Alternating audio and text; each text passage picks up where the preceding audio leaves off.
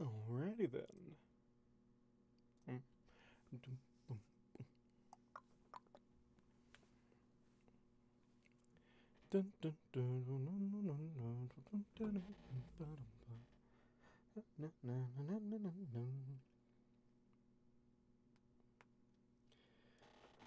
Way, hey, roll and go.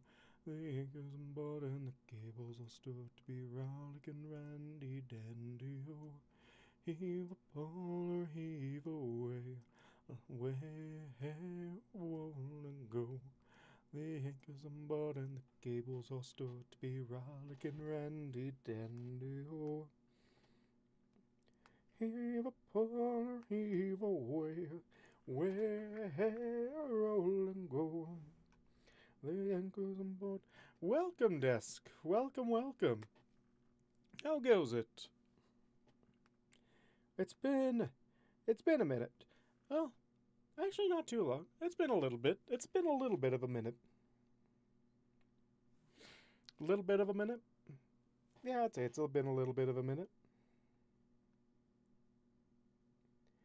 Okay, yes.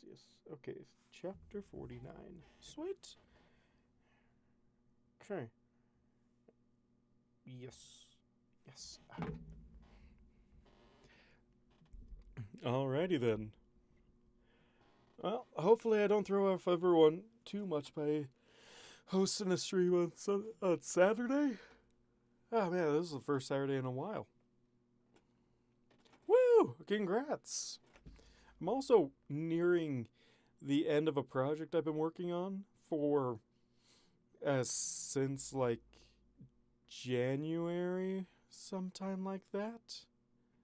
I'm doing another book publishing. It's just I have to proofread chapters, and it takes so long.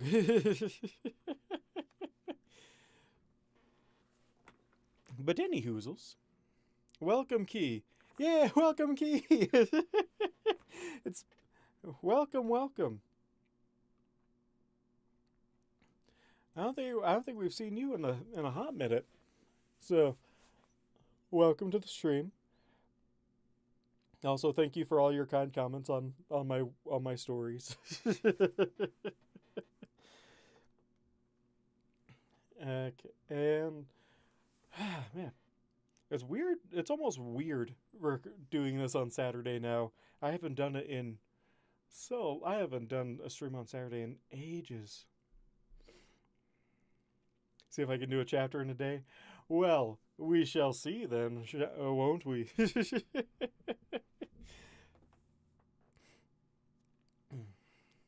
Yeah, a chapter in a day. Well, it's only 2,700 words, so it's luck's in my favor. Oh, I also have to figure out pristine grinds. No. New voices always take so long. It'll take an hour to get started. I mean, the first half hour to an hour is just to catch up on how things are going. And then there's a solid 20 minutes of me reading, and then a solid 45 minutes of us just talking about whatever's on our mind. Yeah, Lux and Illusion and all that fun jazz and whatnot. But we shall see, won't we? I also may talk about the movie.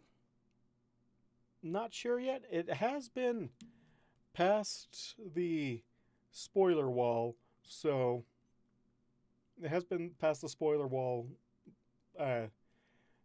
So there could be talk about the movie. I might try and stay off of it, depending on how many people have and haven't seen it yet, and those who are don't like spoilers. Although I will say my favorite characters from the movie are Hitch and Zip. Those are my two favorite characters.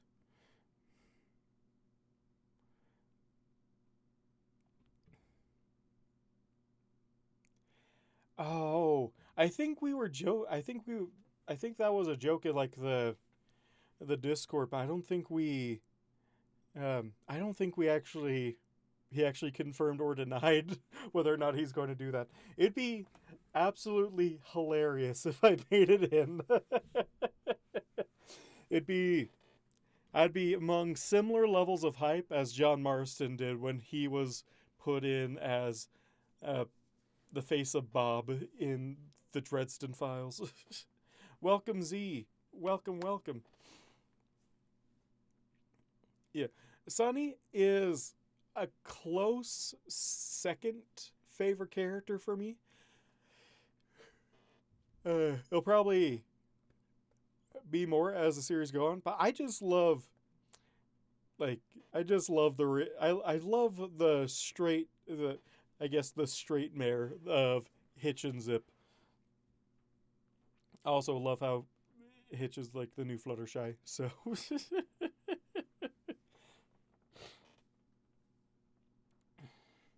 What would Desk be in the story? Probably someone selling the newspapers saying, read the story.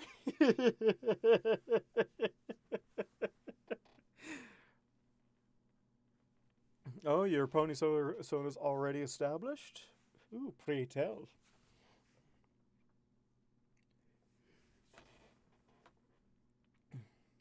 I mean, considering that it takes me so long, I'm so bad with references. That took me, what, 45 minutes to an hour to figure out that there was a Ghostbusters reference with the exterminators? Ah, man, that was. A depressed and paranoid Pinkie Pie is constantly trying to convince people that their every action is being controlled by higher beings for their entertainment. Ah, you'd be the paranoid one. Also, somehow. So you'd be Maud. You'd be a little bit of a. So you kind of be. Oh no, you'd be Pinkie Pie from Horizons. Or Fallout Equestria in general.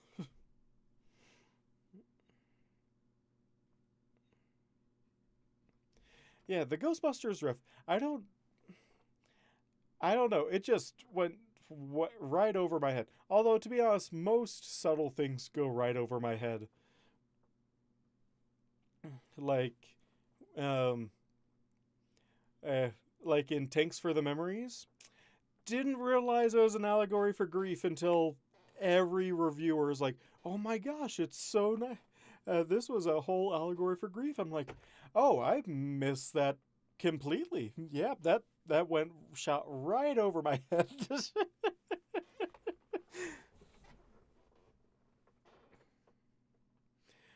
Pinkie Pie from Fallout Horizons, or from Horizons or Fallout Equestria, is uh, basically takes what amounts to cocaine and can actually see the future and becomes incredibly paranoid because of it. Yeah, that was about like Tank hibernating and whatnot. It was supposed to be like the stages of grief and and Rainbow Dash going through them.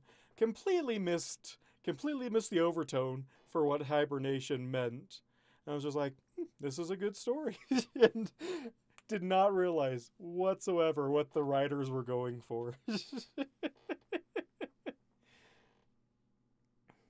I guess it's just been too long um,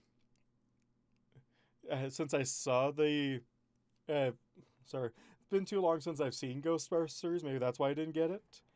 Because There's only two names that I remember from Ghostbusters, and it was Ray and Leon. You said crossing the streams was bad, and those are like the few things that I remember from Ghostbusters. I see an upcoming AI revolution, and we will all have our values satisfied, and friendship will win. Yes, Celestia AI. Exactly. Oop. Man, I didn't realize how loud this desk was. Anyway. Yeah, that's true. His name isn't Leon. I've always heard it in my head as Leon, no matter how many times I've watched that movie. But it's been so, but it's been so long. Also, Egon, who that poor kid is named Egon. Although maybe it's a common name, I don't know. So I'm just like, oh, Leon, because Leon for me is more common than Egon, even though I've only heard of Egon in Ghostbusters and Leon from Resident Evil. And I wasn't even an original fan of Resident Evil, so I have no idea where my brain goes with these connecting dots. Uh, if anyone figures it out, please tell me, because I would very much like to know. Yeah, Peter Venkman. I just know him as Bill Murray's character.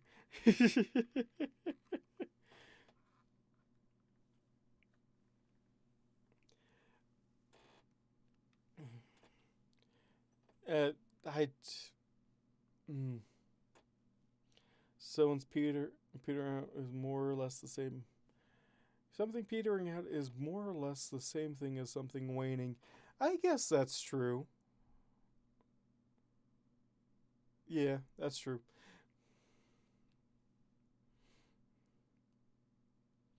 So, I always go for 2 hours. The goal is to read a chapter in 2 hours, with distractions.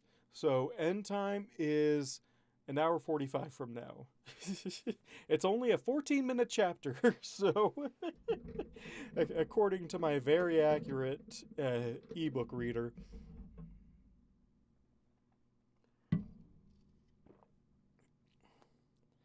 Yeah, I V went over this. It just took me so long to put the pieces together. the Any subtle reference is completely lost on me. I don't look at the backgrounds. I don't I don't look for subtext unless I really want to look for subtext, and then I completely miss out on the obvious stuff. It's kind of funny because those kinds of things, my one of my favorite things is to do like um what's the name? Like escape rooms uh or like ARGs or something like that. Uh, but I can't do them. I don't have the mental ability to do those because I can't think like I don't think like that. That's just not something what it is. The chapter today is A Slow Roast, where we finally meet Pristine Grinds and Idol finds out about the sock. Also, Moth Chaser's unrequited love for him, so I have to learn how to. So I need to first figure out what Pristine's going to sound like. I don't know. For some reason, the voice of Pristine Grinds to me was always um kind of similar to Dracula from what's that called? Um Castlevania. That's it. Vlad Tepes from the anime. that was always my my voice for him. So maybe I can pull it off. Maybe I can't.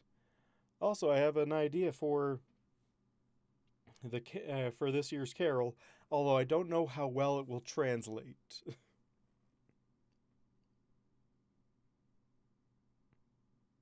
Yes, we are also almost up to Discord. It's going to be so good. We had We had Idle cleaning out Discord's beard last session, so also welcome V. Welcome. Also, the idea I'm going to just put this out right now, see if anyone likes this idea. Because we all know that because we all joke in the Discord about Idle's alter ego that he uses to scare Flim and Flam is Lord Deface.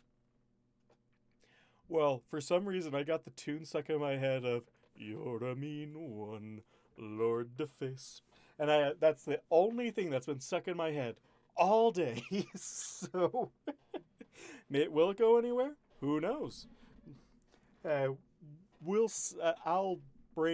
if you'd like to help me brainstorm ideas for this or future carols, I'm all up for it. I just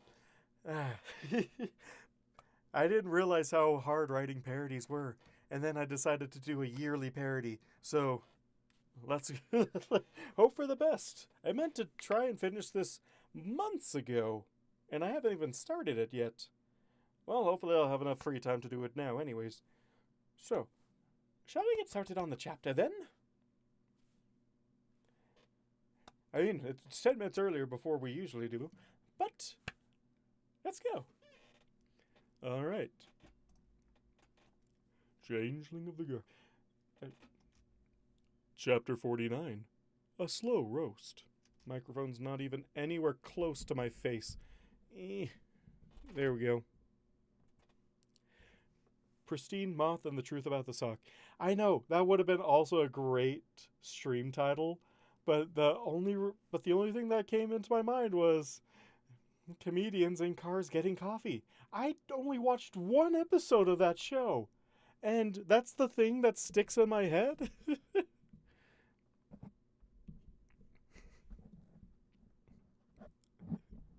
Pristine Moth and the Truth About this. That's why I was like, oh, guards in coffee shops and in cafes getting coffee.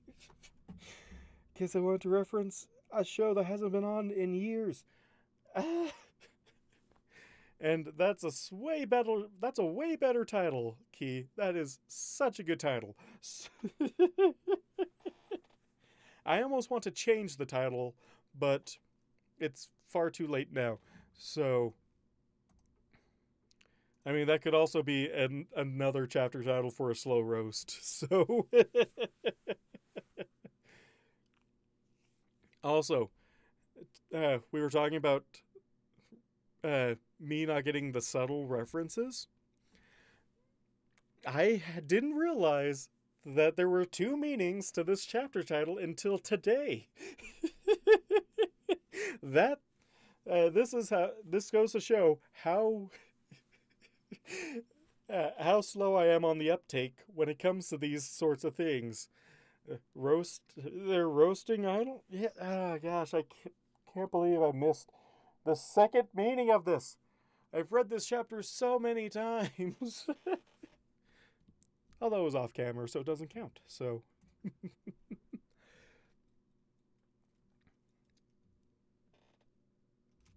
Chapter 49. A slow roast. Let's see, does that sound any good? Chapter 49. Alright, sounds perfect. I mean, I could not start, but then I could. And then we would have more time to interrupt me during this. So, we shall see. Oh no.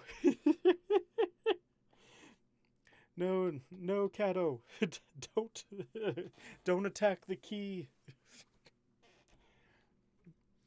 I wish you Godspeed, Spider-Man.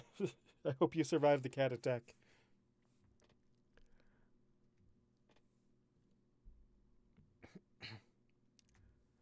As I was not apparently an intentional participant in what was going on in the upper story of the business, I busied myself investigating the many odd contraptions of the grindhouse. I messed up. No! I was so close to getting through the first half of the paragraph. And that can either be comedy or it can be or it can be giving them a hard verbal time. Yep.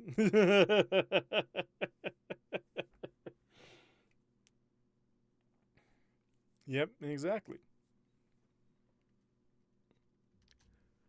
As I was not apparently an intentional participant in what was going on in the upper story of the business, I busied myself investigating the many odd contraptions the grindhouse apparently used to make knock coffee. I cracked on that last little bit. Nah, I busied I busied myself investigating the many odd contraptions the grindhouse apparently used. I busied myself investigating the many odd contraptions the grindhouse apparently used to make coffee.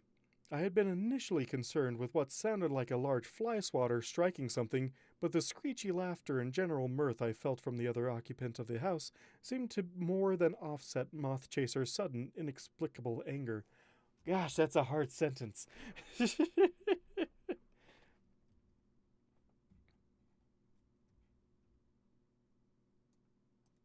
I had been.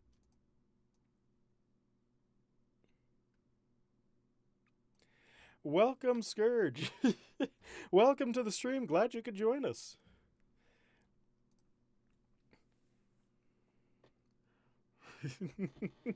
I'm glad you like what I do. Well, welcome to the Madhouse. Despite everyone always stealing my lines, well, welcome to the. I guess it's not a madhouse. Mad apartment? Mad closet? Mad stream. Welcome to the Mad stream. And thank you for joining us. Feel free to interrupt me and make it as hard for me to finish a chapter as much as possible. I much appreciate it.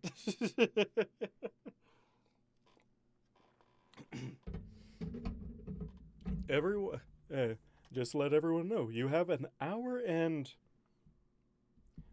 35 minutes to prevent from distracting me so much that I cannot finish this chapter. I just realized if you do manage to do one chapter every 2 weeks, you will catch up and pass V Drake. What will you do when you get ahead of them? Okay, that's a very big if there, Key. If I get ahead of V Drake, will you be like full Metal Alchemist and make a new ending?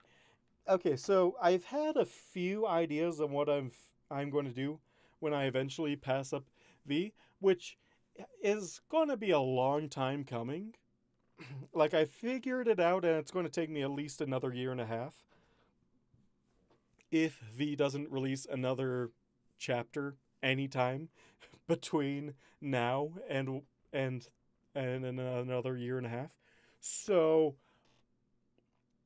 but if I do eventually pass them up, what I'm going to do is probably go on to like some of the other side fics, maybe finish up um, a village called Respite, because I haven't done that in, what was it, 2.5 years, 3? Oh God, maybe restart a village called Respite. That was a good story, and I'm sad that like that recording kind of fell out of the way. So, but yeah,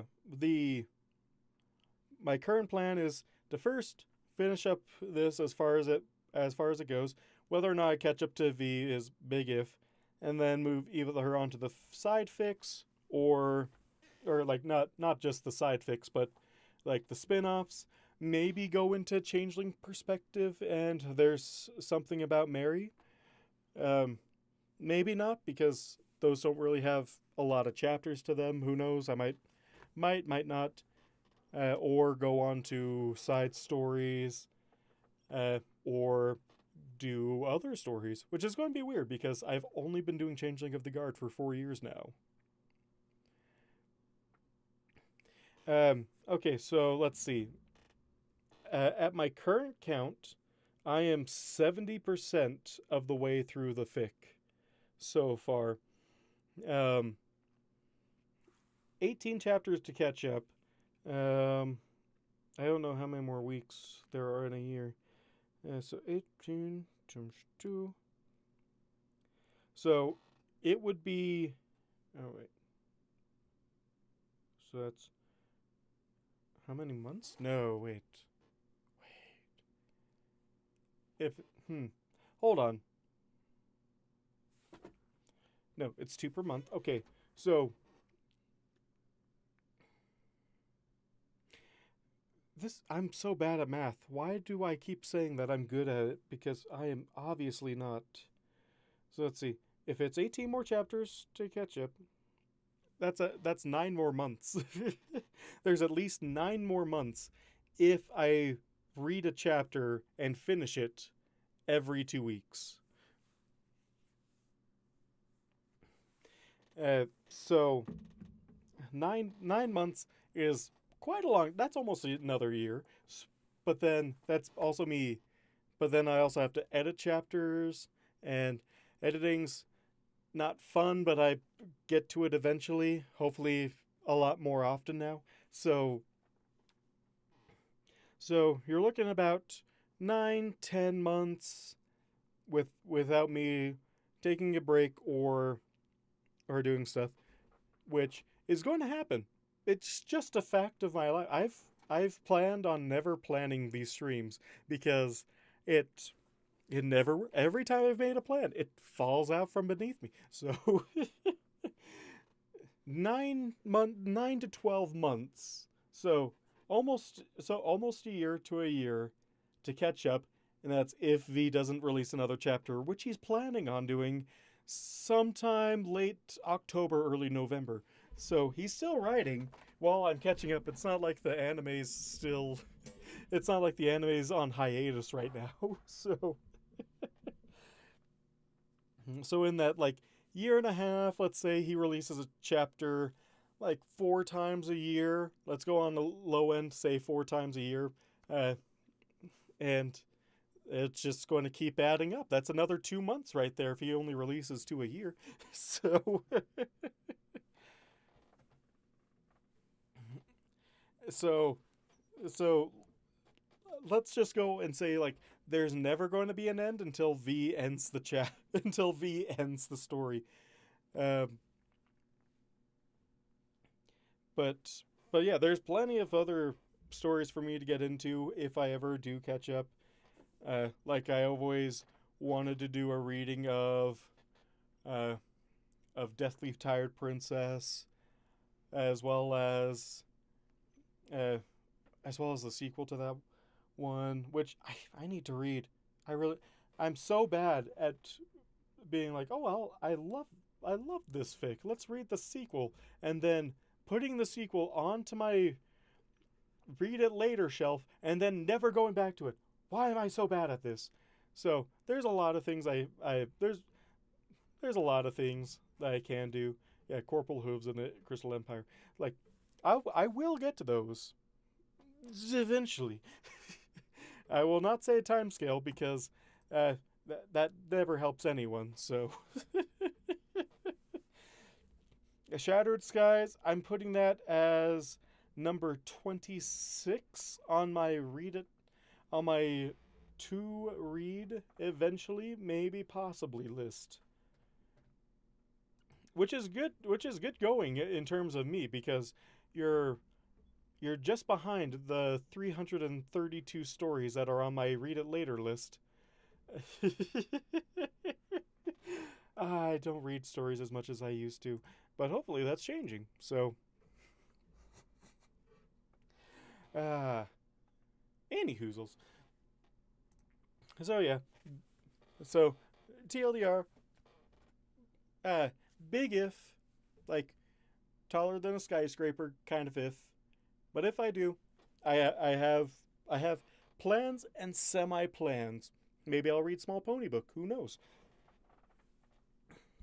Or maybe like just drag Carapace back into this fandom. But we shall see. Uh, I mean, yeah, that's just my. I've actually done a whole lot to like take off a lot of my read it later stories. Um,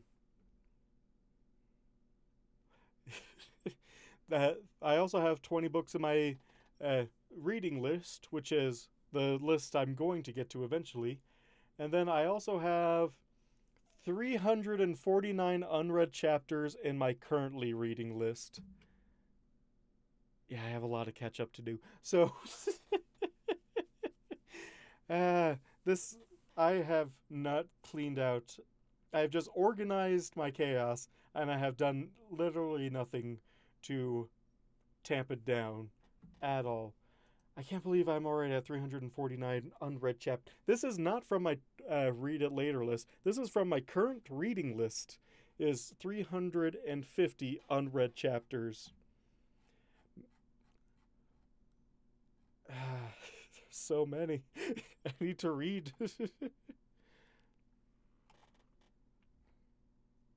Like I have most of Idle Daydreams to catch up on. I want to keep on reading the well, I can't remember what this series is. It's by Hiver. It's that series by Hiver. I for the life of me I can't. I also want to read Fine Print. Okay, I finished. Okay, this one shouldn't be on my reading list anymore, so that's good. I took off one story. I need to finish reading Forbidden Places. Mephistius Victoria, I'm waiting on that to update. Same thing with Evergreen Heart, which almost is technically almost in my hiatus list. I still need to read The Strange Case of Lord Deface, and I actually need to read My Little Heartbreak, More with the Kind Words Than a Broken Heart. And that's just page 1. So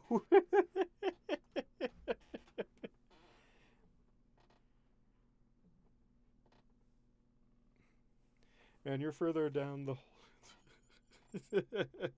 the hole than Scribblers. I know. Fine print. Funny thing is, I own Fine Print. I backed it, so I own the hard copy of Fine Print. If Friendship is Optimal. I've read through Friendship is Optimal. Which ones? I think I've only read the original Friendship is Optimal series. The Function of a Heart. That if it is, it's probably in my to read it later list. Let's see, what else do I have? Oh, Shadow of the Dark Sun, The Last Draconicus, Trapped in the Mirror of Worlds, Heir of Nightmare, The Ballad of Echo the Diamond Dog, Transcend. I need to finish the second half of Message in a Bottle, Bedtime Stories, Out of Love, which unfortunately is canceled, but I'm still going to read Out of Love. Prey, all of Prey. I'm maybe going to read 1,000 Years Later, but I have no idea. Oh, this is technically in my hiatus too. Poor Slumber of Gaia. That was such a good story. And I still need to read the rest of the Bridge of Godzilla MLP crossover, because that's fantastic.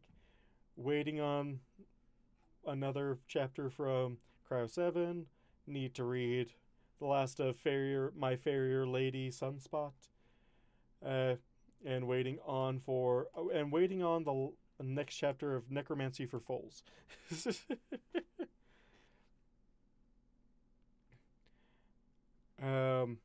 Let's see, what's in my reading list? I know you're doing this to distract me. I do want to read Convergence. That is on my to-read list. Same thing with the 8th rank and maybe the Dark Shadows of Prince Shadowdark. Besides the Will of Evil. Recasted, possibly. Memoirs of a Royal Guard. Broken Gene. I really got into Broken Gene, but I've never finished it. Dawn of the Vanguard. Oh, I didn't even know that this updated. I haven't read Dawn of the Vanguard in ages. And here's how far down the rabbit hole I am on things. I haven't read the 2 update chapters for Last Pony on Earth, So I still haven't read them, despite there only being 2 chapters left. I need to finish Luna as a Harsh Mistress too, as well as Followed Equestria Heroes. Need to finish Voyage of the Equinox, the Dreadston Fillies, Great Power, Project Horizon Speak. I haven't read the last 3 chapters of The Founders of Alexandria, and that's my next in line to read. So,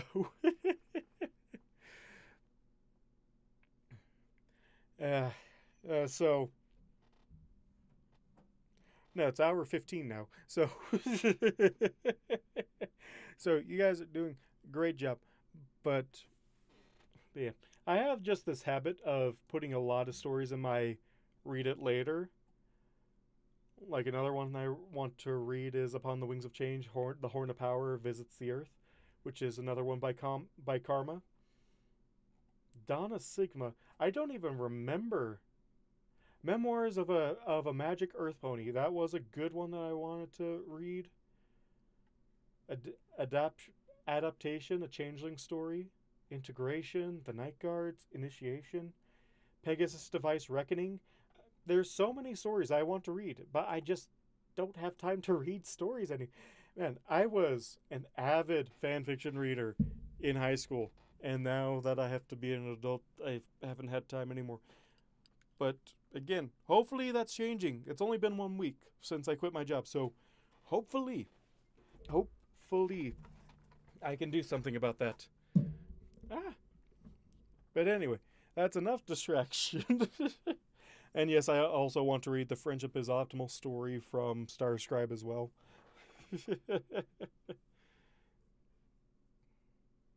This was a simple 1 chapter Friendship is Optimal story worth reading. Even got Iceman to comment in the comments. Nice.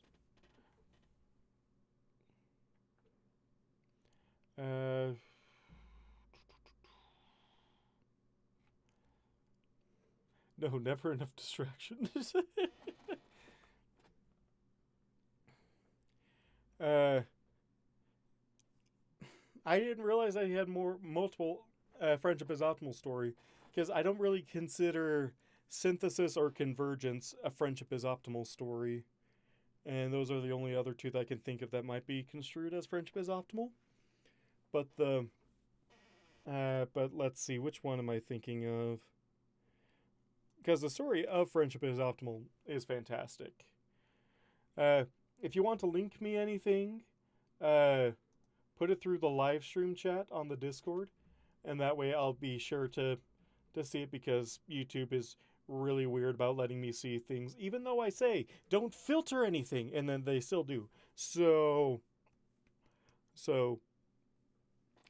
put it on through there, and I'll be, if you link me any videos, I'll try and watch them after the stream.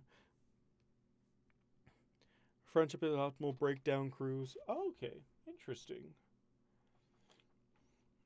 It's kind of weird because I always go through like these kinds of phases, because I remember ages and ages and ages ago, back in the late 2014, 2013. No, it wouldn't be 2013. Be 2014, 2015, when I first read.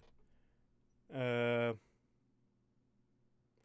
was super into human and Equestria stories, as well as the displaced genre in general. So that was just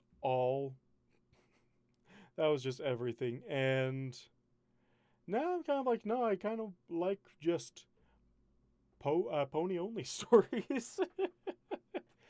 A great one is which I'll always rave about because it's pretty good, is called Cryo 7, or is it Cryo 9? I always get those mixed up. It has been updated in a while, but it's really good. It's really, really good.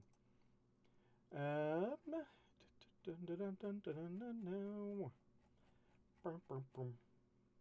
No? Come on. Come on. Where is you? And Where did it go? Where did Cryo 9 go? I think it is Cryo 7. Consequences, Last Draconic Quest, Aired Nightmare, Transcend. Where did Cryo 7 go? Did I put that on my hiatus list? After the Storm. I couldn't have removed it. It's like one of my favorite stories.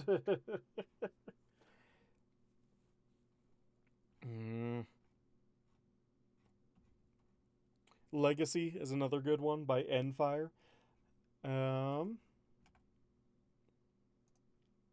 Luckily, I just have a shelf called Library, which I put every single one of my books in. Okay. Don't you dare tell me. No. No. Where is my beloved story? There we go. Yeah, it's not showing up on my reading list for some reason. Cryo 7 by Metal Pony Fan. Fantastic story. Highly recommend you give it a read. Sci-fi mystery adventure is great. Anyway. Drowning in a Digital Sea. Yeah, that's the one. Drowning in a Digital Sea is the one I was thinking of. Feudal Resistance. Feudal Resistance. Okay.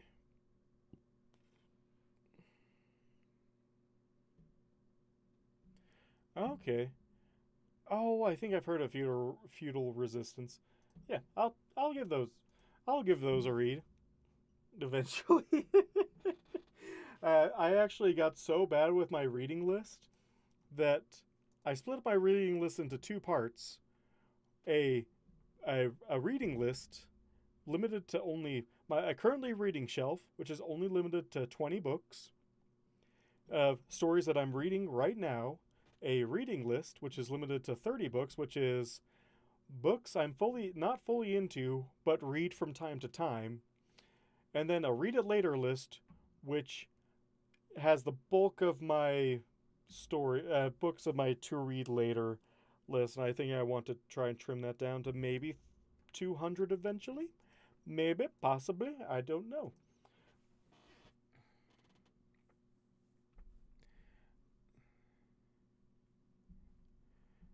I read actively learning to read next to read soon and read it eventually. Well, I actually split my library into a ton of bookshelves to try and organize, because I'm terrible with organization.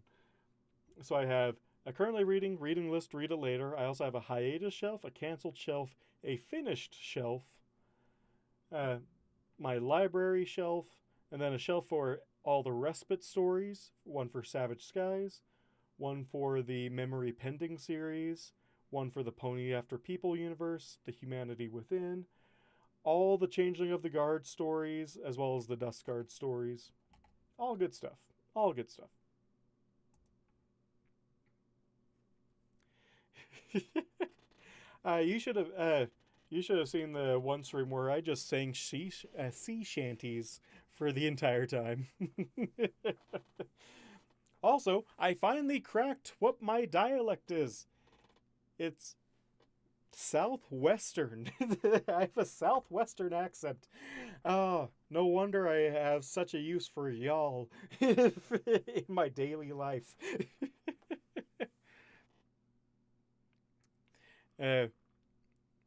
So when I'm not here, how long until you start reading the chapter? The chapter gets read eventually, usually in a crunch time at the very end of the stream. We are distracting you from the that's how we are distracting you from the agony of reading your chapter. That's how I see it too, because I'm terrible at reading.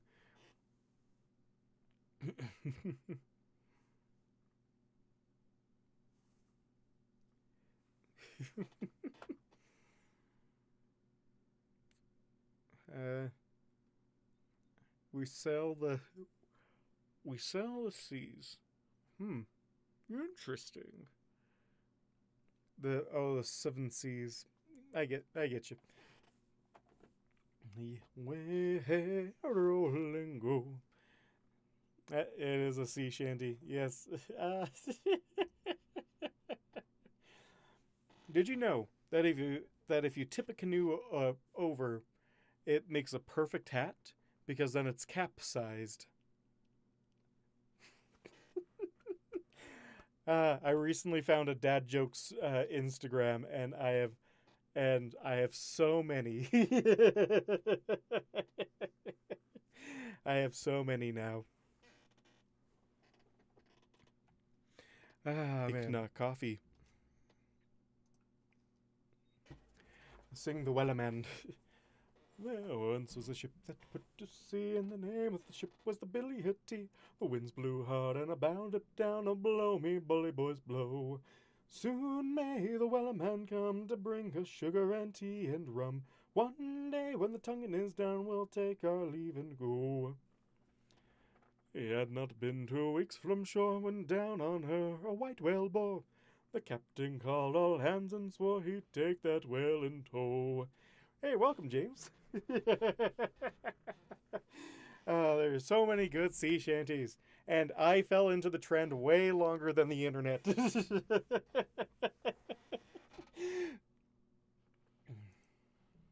Way rolling go. There's probably a pony version of every song because what is that rule? There's a rule of the internet that if it's pony, that if it exists, then there's pony, then it's ponied. And I bound it down to blow me, bully buzz blow. Although another good one is Santiana. Santiana, save the day away, Santiana. Napoleon of the West, they sail along the plains of Mexico. Heave her up and away we'll go, away, Santiana. Heave her up and away we'll go along the plains of Mexico. 'Twas on the field of Mola del Rey, away, Santiana, where both his legs got blown away along the plains of Mexico. Okay, anyway, I can talk about songs and she shanties. Funny thing is, that's why I fell in love with the show to begin with, was because of all the musical numbers. Everyone was annoyed by how many songs there were in the Twylacorn episode. That's my favorite episode. Magical Mystery Cure is one of my top favorite lists of episodes because it's a musical episode. Same thing with Crusaders of the Lost Mark and like the Christmas episodes too. So good. I love musical numbers.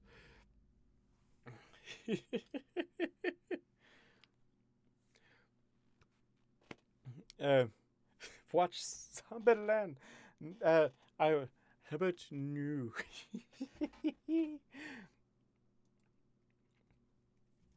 I had been initially concerned with what sounded like a large fly swatter striking something, but the screechy laughter and general mirth I felt from the other occupant of the house seemed to more. I had been initially concerned with what sounded like a large fly swatter striking something, but the screechy laughter and general mirth I felt from the other occupant of the house seemed to more than offset Mothchaser's sudden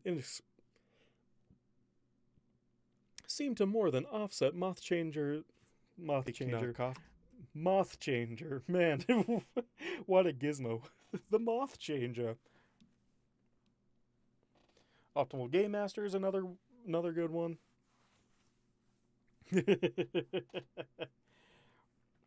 Now ready to head for the horn, way roll and go.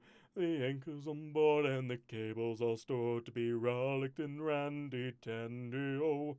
Heave a Paula, heave away, way roll and go. The anchors is on board and the cables are stored to be rollicking randy dandy. Man. Yeah, but yeah, musical numbers are amongst my favorite things. Because, one, if these two don't explain it to you, then nothing will. Uh, I was a band kid. I was also a choir kid. So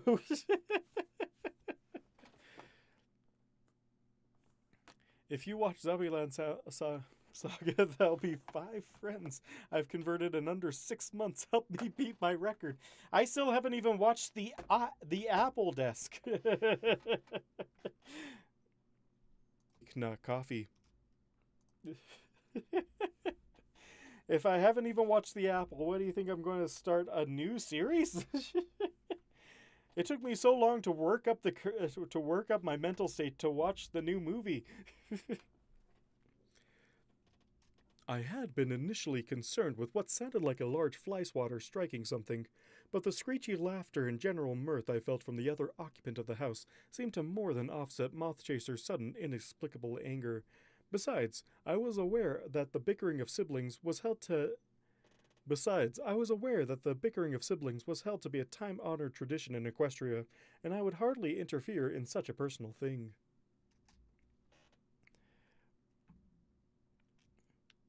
Because Zombieland's a musical show. But now, keeping your vow blood for the black. We want it now, going out of control. Where the voices in your head are gonna scream and shout, we want it. We're gonna turn your vision red. The battle never ends. Where the voices in your mind, our justice must be blind. Let chaos be divine. The blade will never die. And unlike the Apple, it's not hilariously awful. Is Zombieland Saga an anime? Because I don't have many accesses to anime services. I have Netflix and I have YouTube. And Netflix is only because I'm stealing it from my brother. So... and it might be a little hard for me to get into a show when I don't have ability. You were in choir and been to My Life Cannot See. Yes, choir was definitely very interesting. Especially the early morning choir, when you got all the kids that woke up at like 5 in the morning and dragged themselves to school and half asleep, and then suddenly they're belting out show tunes and whatnot. Yeah, I will stream it for you if that's what it takes.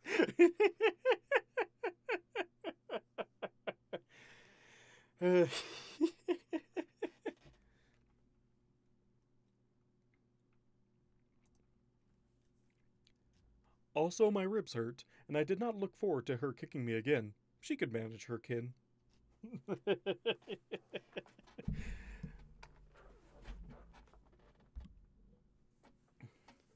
Something like a fly swatter. It wouldn't surprise me, but does Mothy just have like a riding crop that she's just whacking her brother with? That's what I always imagined this scene with what's happening upstairs, and then also passing way over the head with Idol. It could very well be a fly swatter, although would Thestrals need fly swatters, or would they just eat the flies? Who knows? Who knows? I don't know. I don't know. I don't get into too many animes. I've only watched like 3 or 4 Studio Ghibli films, and then only like a handful of animes outside of them. I don't think I'm like I just don't watch a lot of shows. I read books. Not as much as I used to, but I read books. Maybe manga? I don't know. I've never read manga before. Or is it manga? Mako versus Mako.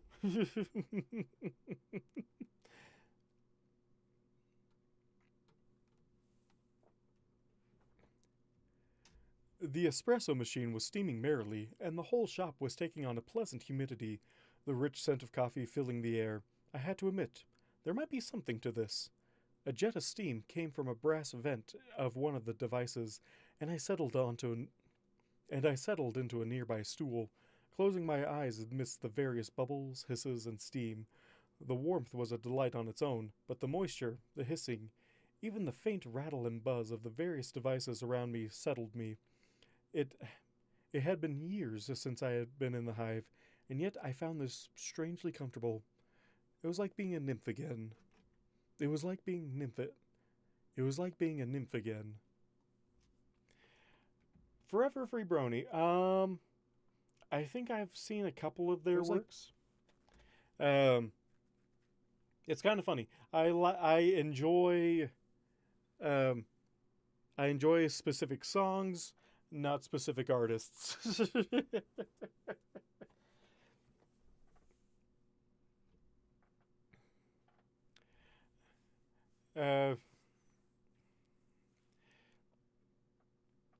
Let's see. Yeah, who needs English? Like, I'm 100% with you, Scourge. English is so bad. I hate it.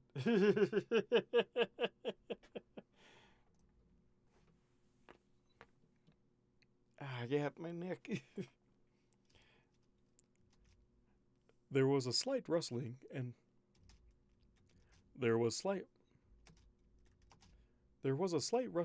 one of the low whistles was muted. Okay. Now, pristine grind. I know V already gave his approval onto my idea of it being Vlad Tepes. Now let's see if I can pull off Vlad Tepes. Let's go. Anytime. Just letting you know, Scourge. Anytime there's a new character introduced, it probably takes me about an hour to find the voice for said character. Sometimes. Oh, not all the time. Like with Topaz, her voice was really easy to do. Sometimes, not every time. And sometimes I just have to say certain phrases in order to get that voice into where I need it to be. Like, idle. No, exasperated idle is the perfect way to get me into a Topaz voice. So there we go. I also have to talk a lot faster than I usually do, which everyone always says. I always talk too fast anyway, so I don't know if I'm just talking double speed or triple speed for some people. But anyway, let's see if we can find out how to do Vlad Tepes.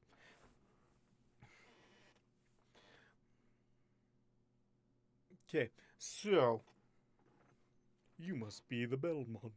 It's kind of funny because Idle is already taking up one of my low voices. Same with Bold. Although Bold just has a slight accent to it. Bold? Equi's always speaking at Equi speed. What are you talking about? Also, welcome, MQ.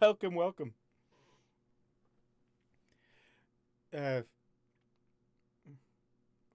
Because I always imagine, since Topaz is a Pegasus, she's and also kind of lost in the clouds sometimes, that she's going to speak a little bit faster than everyone else to try and get her ideas across, because she doesn't really know them herself. Or she's just super excited about something. It's the same trick I used with Pinky, although Pinky's voice wasn't really that easy to do anyway in the first place. Rainbow Dash was a travesty, at least in the second recording. The first recording, it went fine, but the second recording, oh gosh, poor Rainbow Dash. Alright. Funny thing is that I've only watched the first 2 seasons of Castlevania. Now there's an anime that I'm probably going to watch again eventually. I only saw the first 2 seasons, so I need to catch up on it. Maybe eventually, who knows? Maybe my friend will just be like, no, we're watching it right now.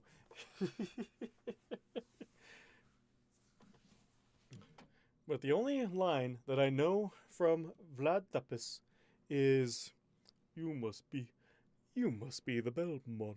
Just a super rich, deep voice. But let's Let's see if we can do something along those lines. How does this sound? It's kind of like this. It's kind of like the sound that I did for, um, for. Oh, what was Eslin's dad's name?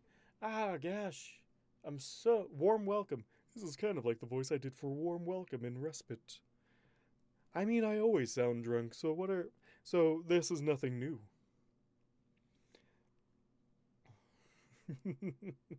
Drunk and cocky. I mean,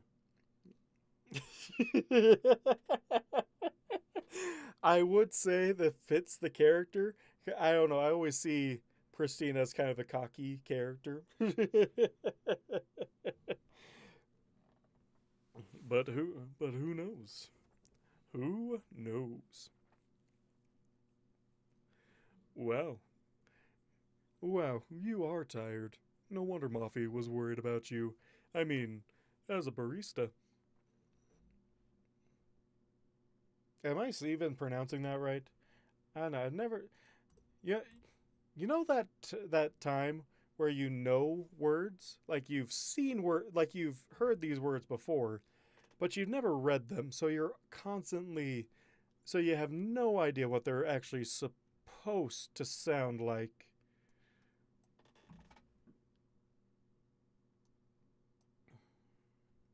Oh my gosh, this Google search function.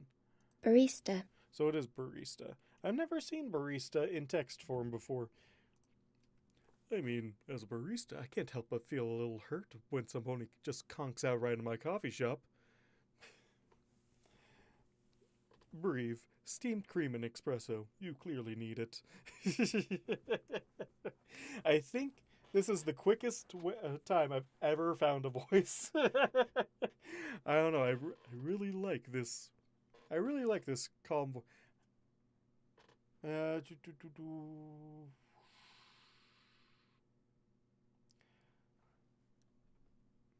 don't know. It's probably the closest I'll ever get to a Belmont kind of voice. Dracula. I just don't have the graveliness of a Dracula voice. Although I could do. Man, just imagine him with a Transylvanian accent. Oh, well, you are tired. no. Welcome to my coffee shop. In my hand.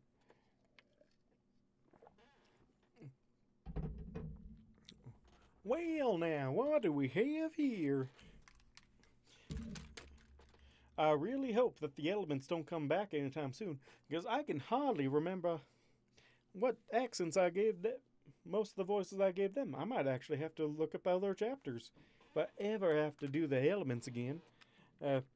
Maybe I might actually have to do Rainbow Dash Justice at one of these points. I don't know. Applejack just always came easy to me.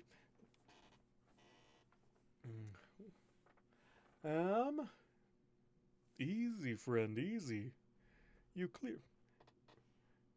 Breathe. Steamed cream and espresso. You clearly need it. If I have. You may. If I have the delight of meeting the lauded idle hooves. Yes, I think this is the voice. I like this voice for Christine. If we could get away and from anybody.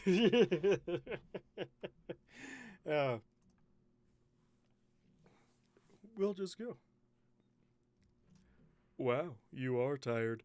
No wonder Mothy was worried about you. I mean, as a barista, I can't help but feel a little hurt when some pony just conks right out in my coffee shop.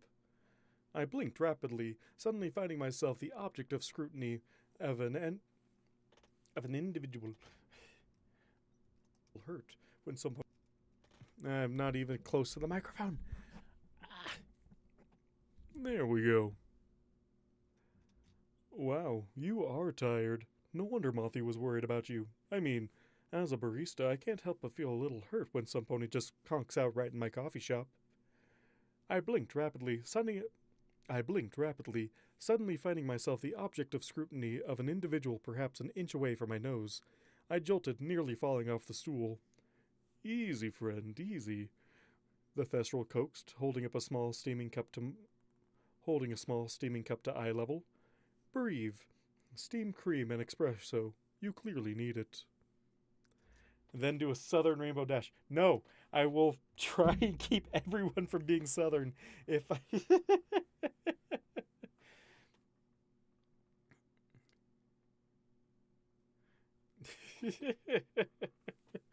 A little patch of coconuts. In your Dracula voice, I have a little patch of coconut. Interesting. And then do a Southern Rainbow Dash. I mean, I won't do a Southern Rainbow Dash because it just sounds mighty like a Southern Rainbow, like a slightly more male version of an Applejack. So who knows? I might do it, might not do it. If Rainbow Dash actually does accents in the story, I might have to kill V, and no one's going to like that.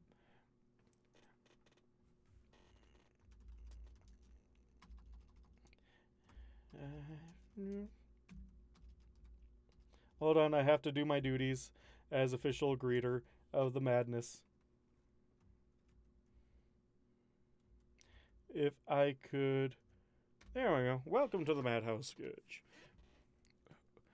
We hope you stay a while and learn about about lots of things that happen, like Fort Nowhere and Idle Hooves and the Dread Train. That was a fun one to do back in the day. I might want to do it again. Who knows? I think I might have a Luna now that can handle it. I think I did that one even before I figured out what Topaz was going to sound like. No, I figured out what Topaz was going to sound like. I had no idea what Shining was going to sound like.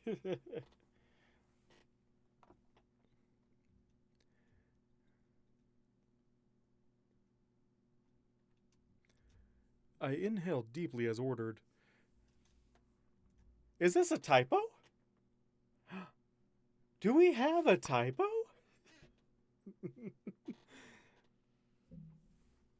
Oh, V, I think we might have ourselves a typo here. Unless it's supposed to be like, I don't know, brev or something like that. Breathe. Okay. Okay. Never mind. Not a typo. But, wait. Has this been in the thing this whole time? Where he just hands him a drink called Breathe, and Idle misinterprets it as Breathe?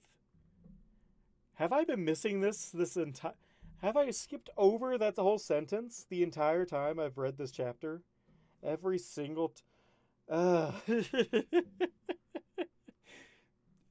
changing of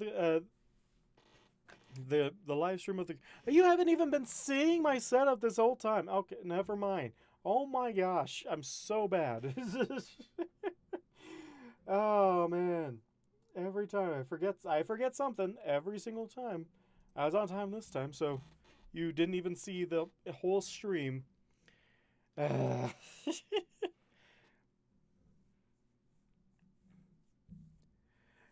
can't believe I missed that. I can't. The only reason I thought it might have been a typo because Idle thought it was a type.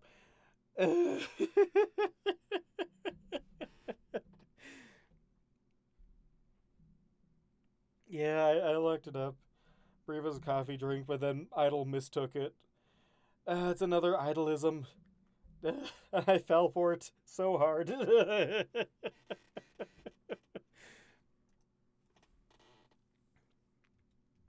Although, if you have inhaled deeply as ordered, enjoying the aroma, I know it's a part of Idle's thought process, and he's never had a breathe before.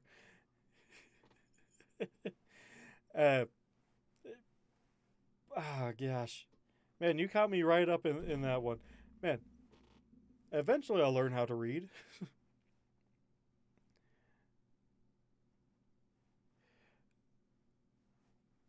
Oh, like brev? Or is it like breve? Because that's how you say a second E, right? In other countries, kind of like cafe, so like breve. I mean, that does sound a lot better than breathe. But then I get, yeah, I, I don't. I'll try. I'll stop. Oh gosh, no! What did I do? Oh no! Oh no! No! No! No! No! No! No! No! No! No! No! I did something. I did something very wrong. What did I do? Can I change it back? No! No! No! No! No!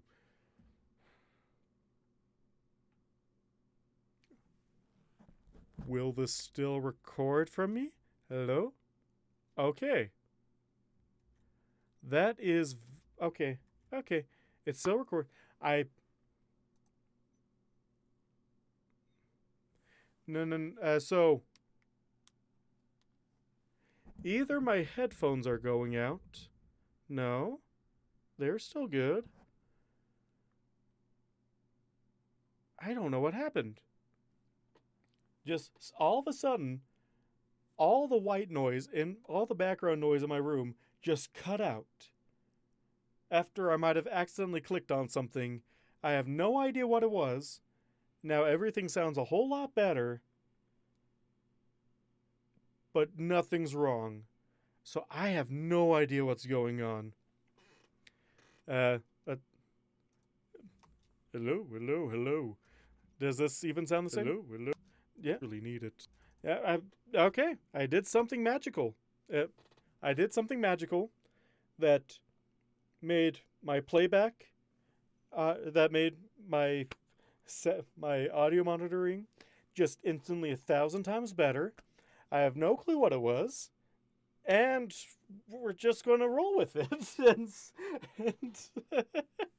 and hope nothing goes wrong. All right. Okay, we're just gonna roll with this then. Oh, that was so surprising. I've never had that happen before. Usually when something like that happens, usually it's because I messed up really badly, and clearly need it.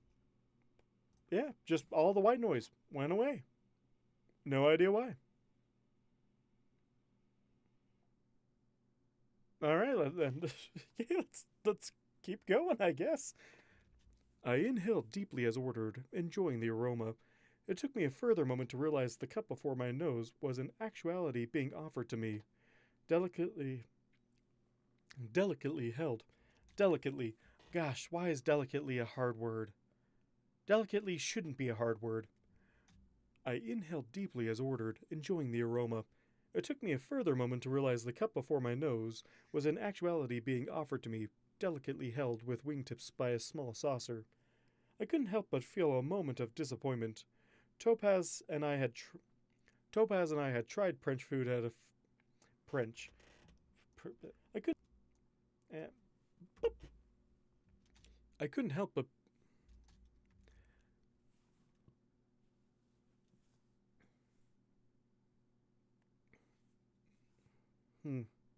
I need a drink. More drink. There's only 40 minutes left. I couldn't help but feel a moment of disappointment. Topaz and I had tried French food at Topaz and I had tried French food at a Francie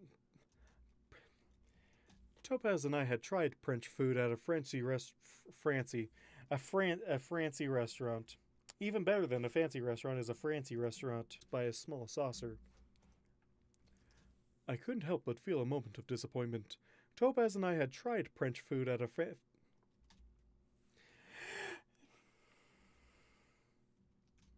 I couldn't help but feel a moment of disappointment.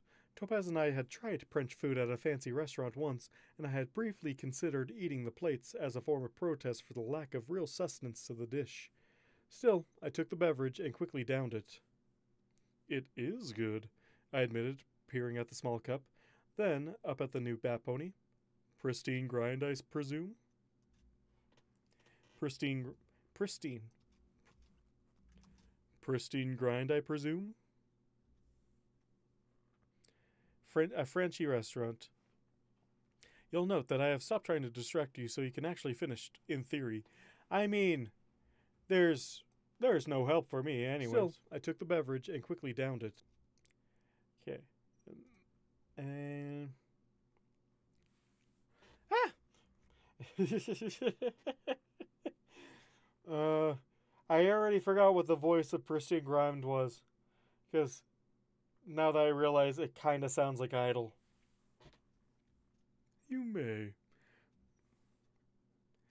You may, he acknowledged with a flourish of his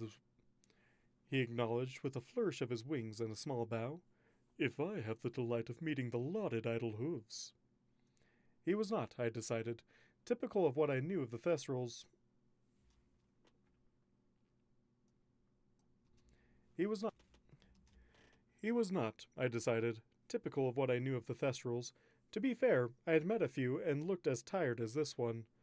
Oh, I'm just going to restart. Grind, I presume? You may, he acknowledged with a flourish of his wings and a small bow, if I have the delight of meeting the lauded idle hooves. He was not, I decided, typical of what I knew of the Thestrals. To be fair, I had met a few that looked as tired as this one, but he had a slow smile to him and radiated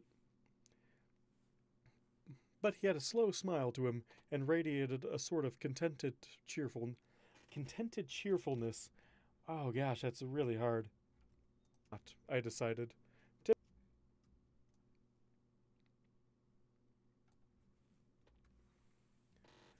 Typical of what I knew of the Thestrals. To be fair, I had met a few that looked as tired as this one, but he had a slow smile to him and radiated a sort of contented cheerfulness. The bags under his half-open, slitted eyes appeared to be more of a permanent feature than actual evidence of exhaustion, but I assumed anyone... The bags under his half-open, slitted eyes appeared to be more of a permanent feature than actual evidence of exhaustion, but I assumed any pony dealing in caffeine would likely lack for sleep. He offered a wingtip instead of the usual hoof shake, and I gingerly shook it regardless. The slow smile turned into an actual beaming one, and he pumped my hoof vigorously. I tilted my head, curious at the precursor to my name. I was not aware I possessed any sort of fame. Oh yeah, big topic around here. He grinned, and now I saw... And...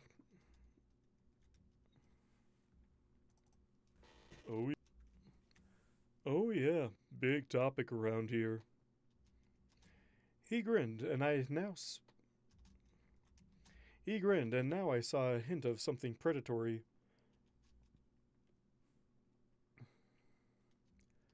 So, what can I get you? Oranges, grapefruit, candied lemons? What'd Mothi offer you? He paused, then shook his head. Let me rephrase that. Did you want to order anything? I had ordered the house special, I offered, uncertain we were discussing the same thing. And she had mentioned something about a bubble tea? How special and a boba it is. Let's see, you probably want something bold but sweet. Not a fan of lots of flavors. Bet you don't even... Something bold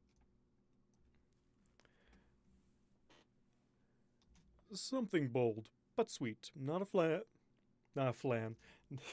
Definitely not a flan. Something bold but sweet. Not a fan of lots of flavors. Bet you don't care about bean varieties and bitterness. Bet you... Something bold but sweet. Not a fan of lots of flavors. Bet you don't care about bean varieties. And bitterness is a no-go.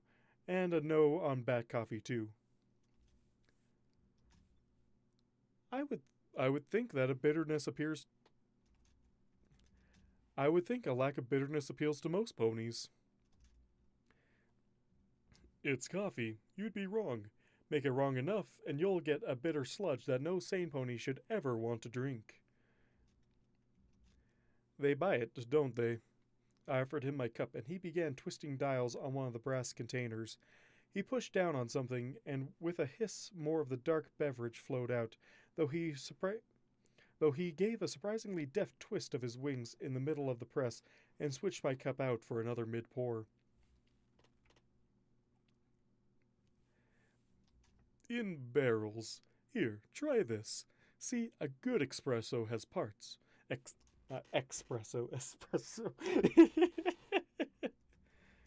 In barrels.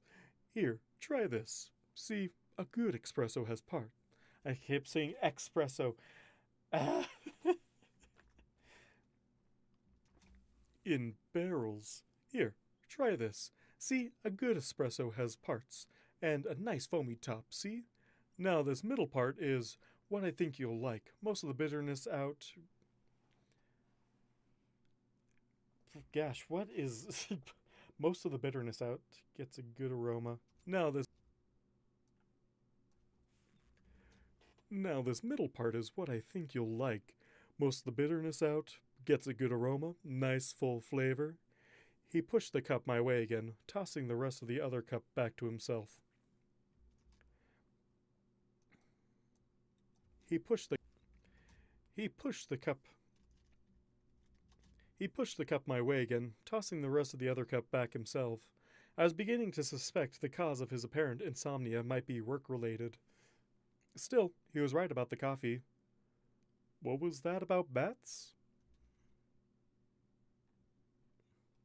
Your failure isn't even great blooper reel. I mean, this is like the blooper and recording in one, so you get all the mistakes. All the mistakes all the time. Sunday. Well, actually, no. Saturday. Doesn't have the same ring to it, though. What was that about bats? What was that about bats? What was that about bats? Pretty popular amongst the nobility. You see, fruit bats eat the insides of a coffee fruit, leave the seeds on a tree with just enough cherry to ferment, and we do the rest. Good cup, but a little pricier and tastes a bit more like the fruit itself. Pretty popular amongst the nobility. You see, fruit bats eat the insides of a coffee fruit, leave the seeds on a tree with just enough cherry to ferment, and we do the rest. Good cup, but a little pricier and tastes a bit more like the fruit itself. I honestly thought coffee was a bean, I admitted, considering. Nope, fruit. Tastes like mango, raspberry, and a bit of jasmine tea. And that bean is like a rock, hard enough to chip your teeth. He grinned while turning his head, showing off his own sharp teeth on the side of his smile, where one of the typical thestral dental blades was a very obviously flat in a way that didn't match the others. Learned that around the time I got my cutie mark. Learned that one around the time I got my cutie mark.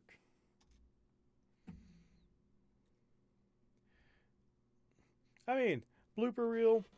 I mean, I've considered doing a blooper.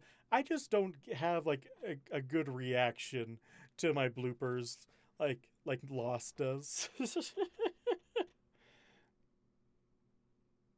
Because Lost and Scribbler, like, they have fantastic reactions to their bloopers, so that's why they get a good reaction.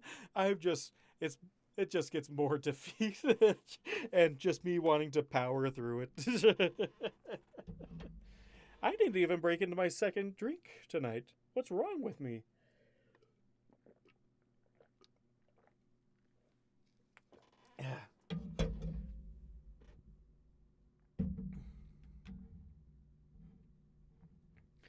Yeah. Like, funny enough, that's how I was originally introduced to Lost, was through her blooper reels. I actually still haven't listened to a single one of their readings because I don't do horror as much as I used to. So I don't. So I haven't actually listened to any of their content, but I appreciate all their effort that they put in. This is this isn't even my final form. Exactly. We have all eaten things we should not, I suppose. A bell jingled at the door, and I looked over to it owlishly. Apparently, I had been too tired to even notice it on my way in. Several other Thestrals began filing in, and they seemed to take notice of me with interest. Regulars, I assumed.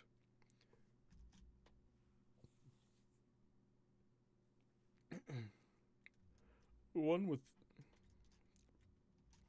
one would think coffee is the last thing on most Thestrals' One would think coffee is the last thing on most Thestrals' night.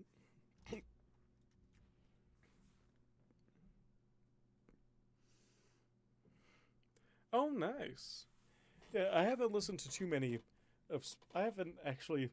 Funny thing is that despite me loving books and all that stuff, I actually haven't listened to any of the fandom of the fandom's uh, narrators, which is really interesting considering that they do so many that they've done so many stories. I guess my interest has never crossed with the ones that they were doing at the time. Like there's a couple that they did um, that I was interested in, but I just never got around to listening to it. Um, I can't remember which one right now though, but it looked pretty fascinating. I might have to go check out their channels again, see if anything piques my interest. One would think coffee is the last thing on most Thestrals' mind if they're preparing to turn in for the. One would think coffee is the last thing on most Thestrals' mind if they're preparing to turn in for the day. Night? Night? I peered at the horizon through a shadowed. I peered at the horizon through a shaded window, the night sky only just beginning to brighten. Ah, but you're wrong. Most of them want a low caffeine cup of the good stuff to get them through the few bits of early morning shopping before it gets too bright.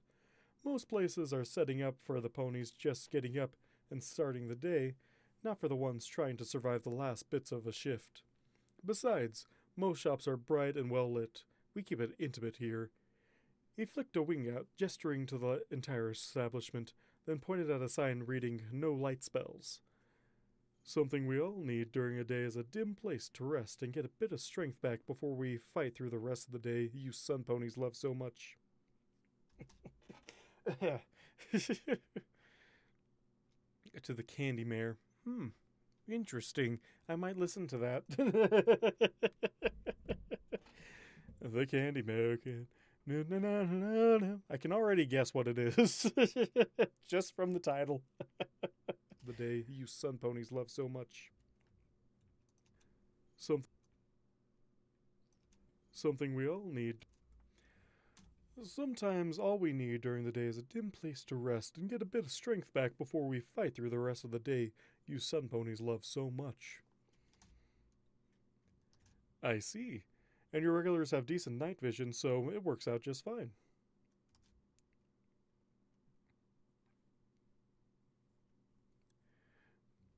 Or good hearing. Or good hearing. Or good hearing. He clicked his tongue at me, and I stared blankly. You know, like. He made the expression again without such a loud click. I began to wonder if lack of sleep was taking an unusual toll on him. I have no idea what you're doing. One tufted ear flicked, the other flattening. Echolocation, mine isn't so great, but a lot of us, it's like sound photography or more like a short-range topographical map. I was intrigued. Like a plaster cast of your surroundings? The ear shot up. Yeah, that's a great way to look at it. The higher you pitch it, the finer and finer detail you get back. like thinner and thinner plaster gets more detail. I mean, making sound models of ponies and things is a tradition. Foals collect them. A master crass pony can give you something that looks like a block, but sounds like a pony.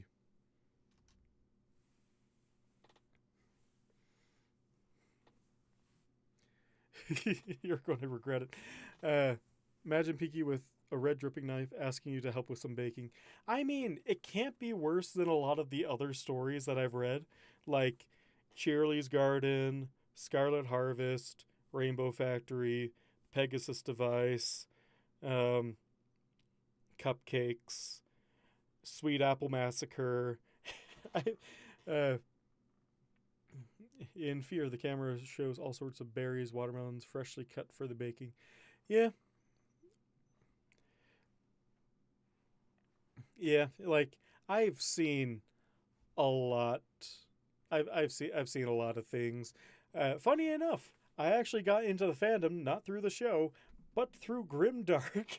Rainbow Factory was my first story that I ever read, and somehow the horror got me into the fandom, and then I just read nothing but Grimdark fics for like the first 5 or 6 months, and then I found a lighthearted story, and I'm like, oh, this is even better. And then I never looked back at Grimdarks, except for Project Horizons um, and the entirety of Fallout Equestria, as well as some darker sections of The Last Pony on Earth series. So there's a lot.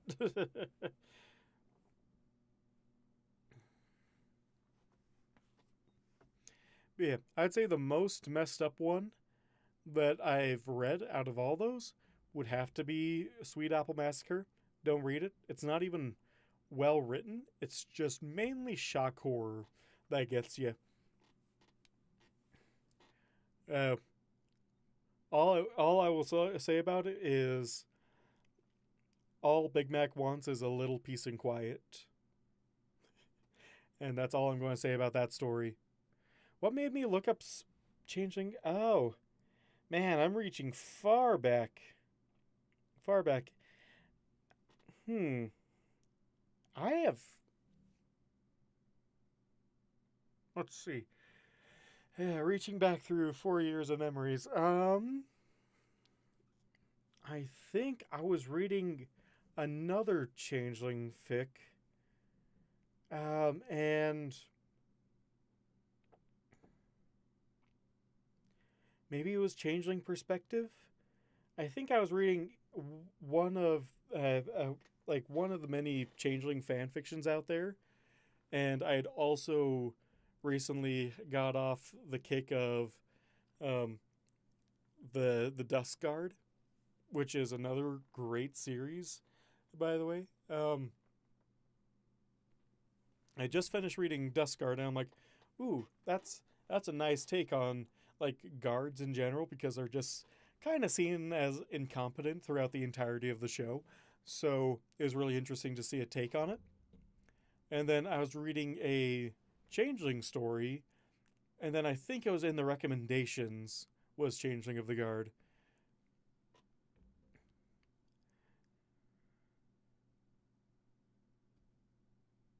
There's also um, there's also just times I look up weird specific words on the site, and yeah, there's just sometimes I look up weird specific words on the site, uh, and then just like read through a synopsis or like maybe like half a chapter if that contains that word, to see if I would like the rest of the fic.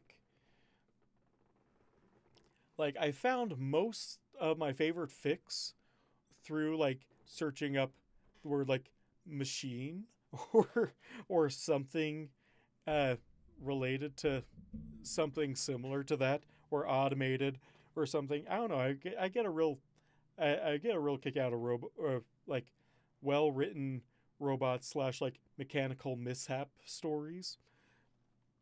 So I just always try and be finding something of that, and then I'll just see something and be like, this isn't what I'm looking for, but I also like this.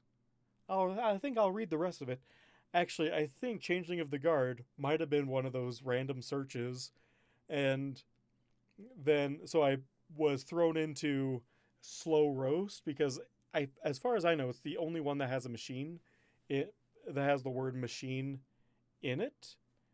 And I read the chapter. I'm like, I like this. I read the next chapter. Like, all right, this is part of my story. And then I went back to the first and started reading the rest of the fic. Because let's see. Let me see if that's in any ways accurate. Is Changing of the Guard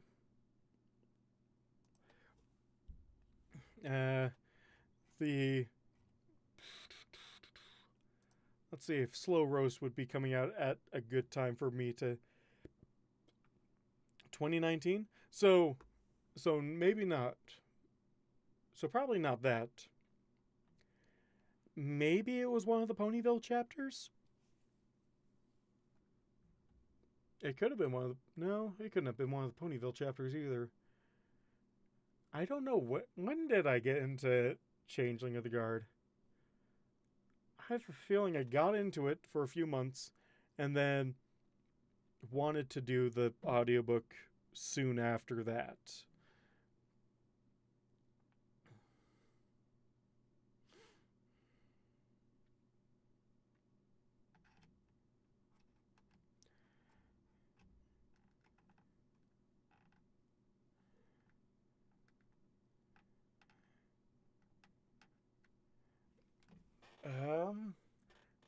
Give me where that one where certain things do questionable things and somehow people get drunk off it. I'm not entirely sure what you're asking me there, Scourge. Sorry. um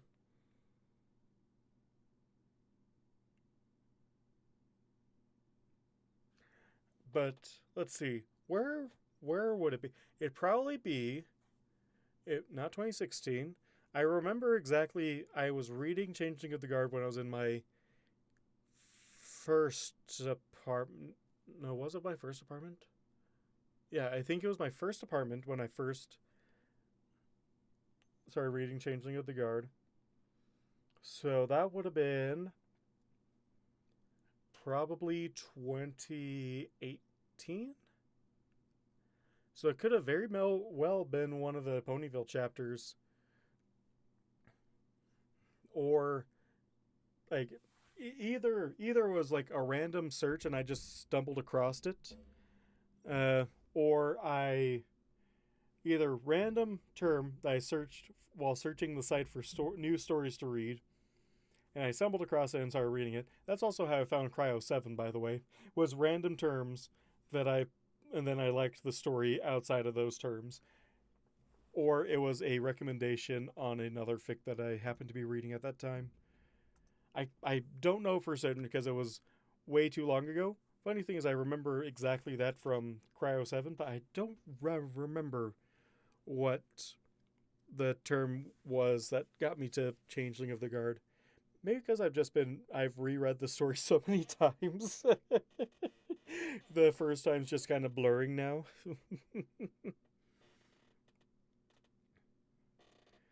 I'm more interested in things that might be horror, but are actually just understood safe stuff, like red chopped fruit idea. Yeah, that's also really terrifying. Kind of like a leave it to the because leave it to the people, leave it to the audience imagination of what's horrifying about the situation.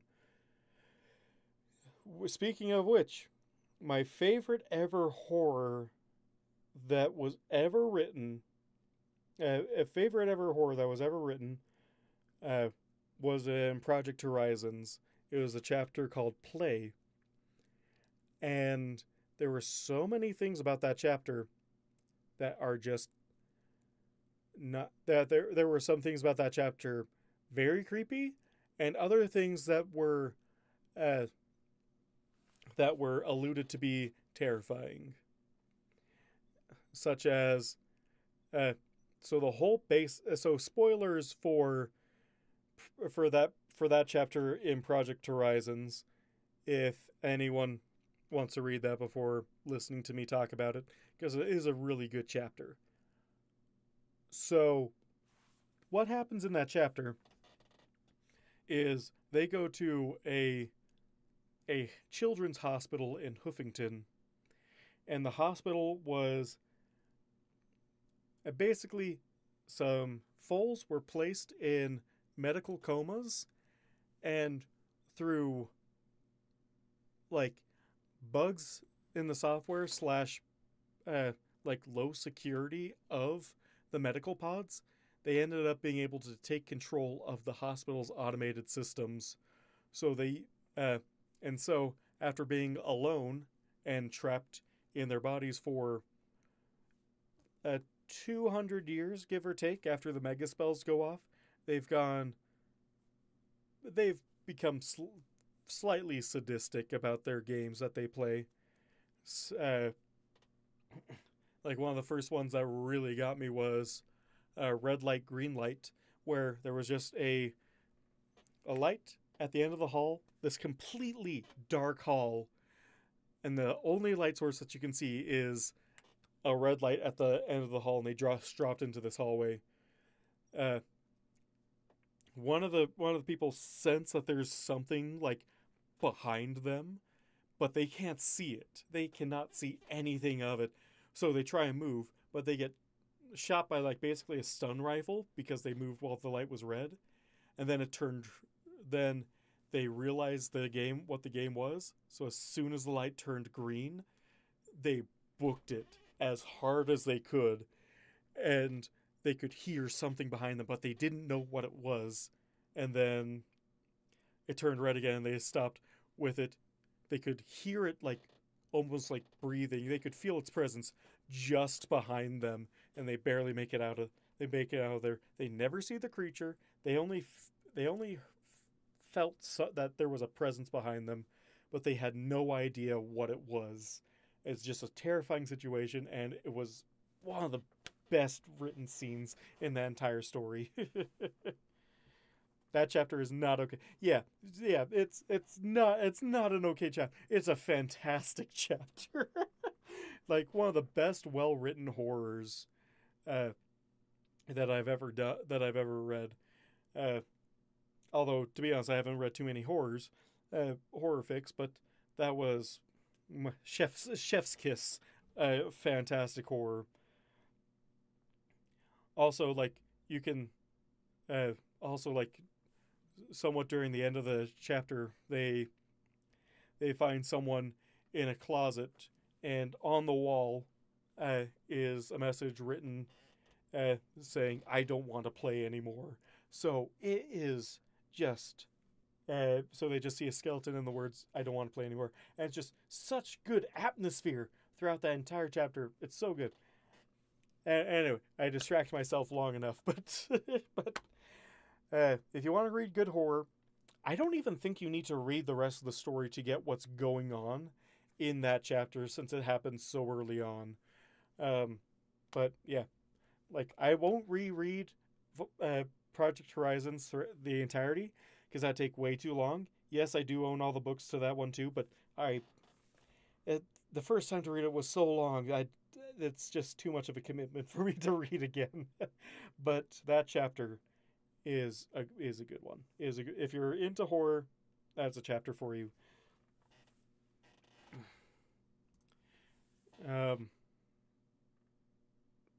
But yeah, uh,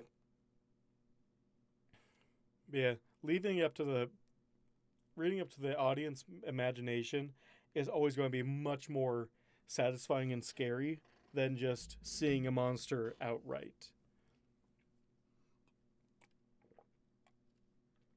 That's why a really good movie, actually, a really good movie, and I wish I could remember what the name of the movie was. I think it was on Netflix or something. It was basically,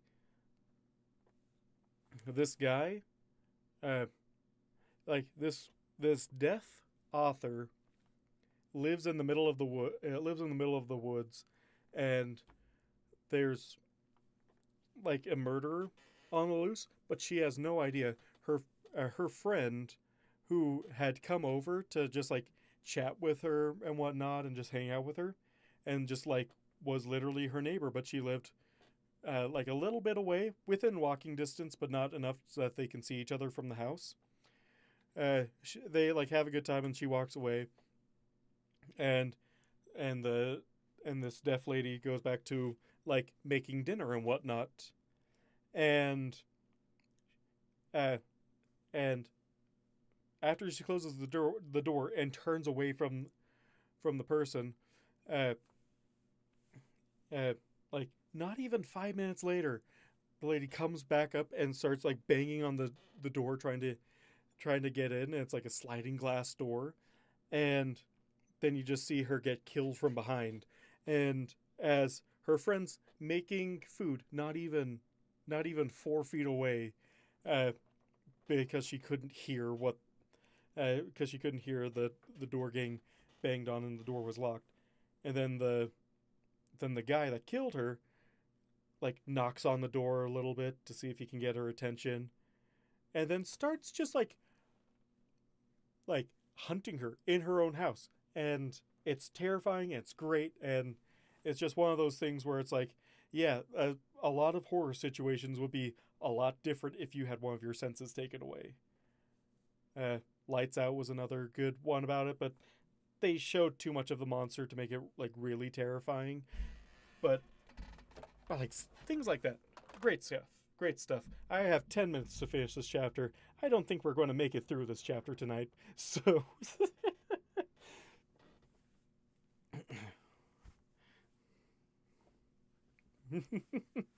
welcome demo. Welcome to the stream. I might stream for another hour. Who knows? Who knows? I try to keep it down to 2 hours, but I'm feeling a 3 hour kick tonight because I have no commitments. Yeah.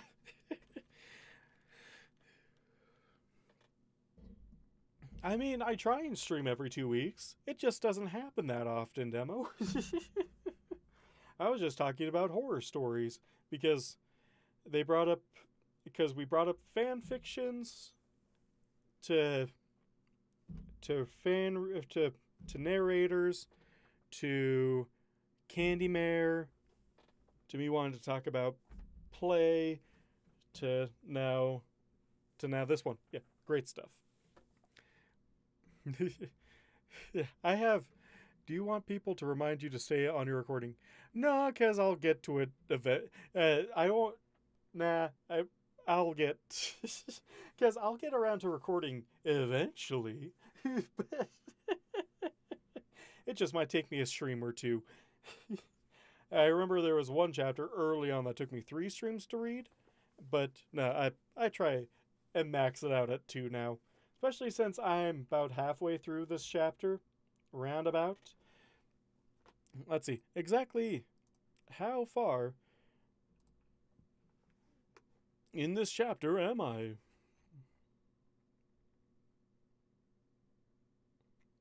Yeah, about halfway. Or a third if you want to be really picky about it. So, who knows? Oh, maybe. maybe. So, where was I? I have no idea. Oh, yeah, horror. So, anyway. But sounds like a pony. This was what I was afraid of. Pristine has kind of slipped into idle.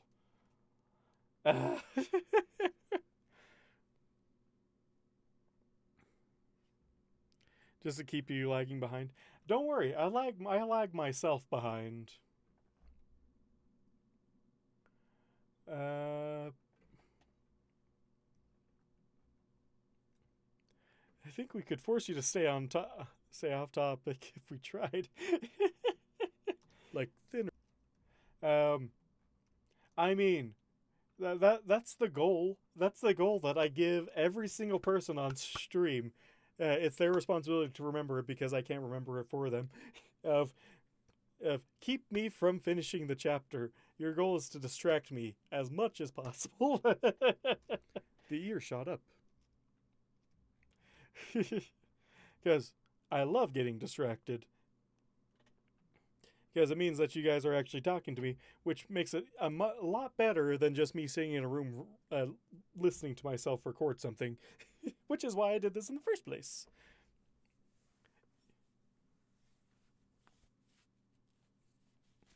All right, have a good night, Scourge. Thanks for dropping by. I think we're already doing that, but I know a way to keep him busy. Play it back. There you go.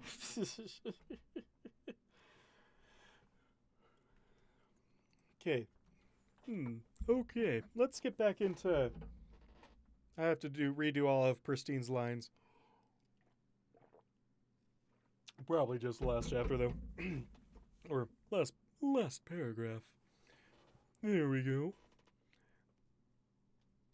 A lot more nasally than Idle. I have to remember, Pristine is a lot more nasally than Idle. Yes, I am dead serious about it, because the reason why the first chapters took 3 months to come out, took a 3 months to come out between chapters, is because it was so boring sitting in a room by myself with no one to talk to, with no distractions or anything, because that would ruin sound quality. So after like the second chapter, I'm like, man, I'm never going to finish the chapters at this rate. It's way too boring. So then I started the live stream. The live stream is a way for me to interact with all y'all, because I'm way better at talking than I am at typing. So that's why I'm a ghost in the server, but I'll talk your head off over here.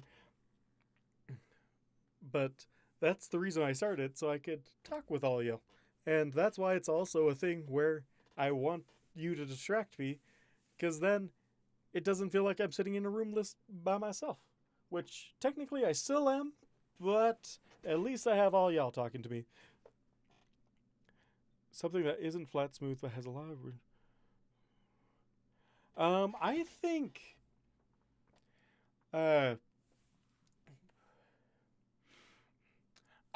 so what I imagined it would sound like, cuz they said sounds like a pony. So I almost want to say that the block that they're talking about, because they say it's a topographic map, so unless it like looks like a pony, I don't think it would sound like a pony. But that's why I'm thinking of, like, it might be hollow on the inside, so that way when they do their echolocation on it, then it echoes in the hollow chamber itself, and so you can kind of get a sound back of, oh, it sounds like a pony. Yours might be more accurate. That's just always what I thought sounded like. I'm like, man, these toys might be really easy to make, because you can just put in something into plaster, and then break the house, cut it in half, get the part back out, glue it back together, sand it down, and then boom, you have hollow object. But yeah, that yours does sound more accurate.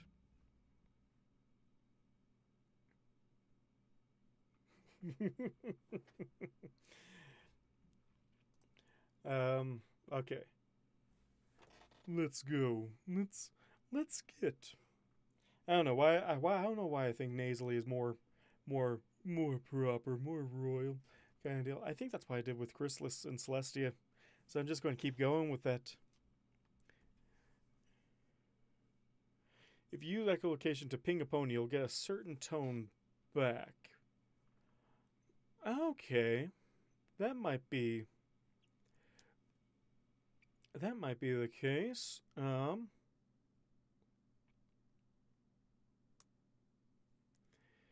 And just like different ponies will look different, different ponies will sound different.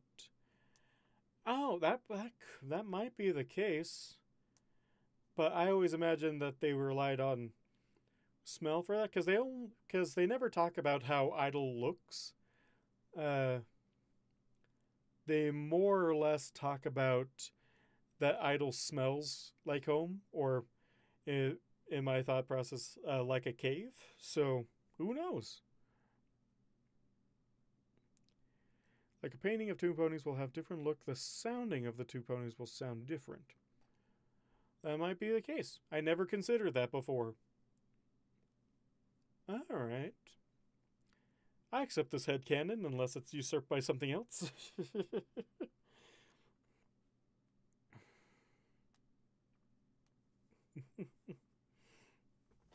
So, let's see.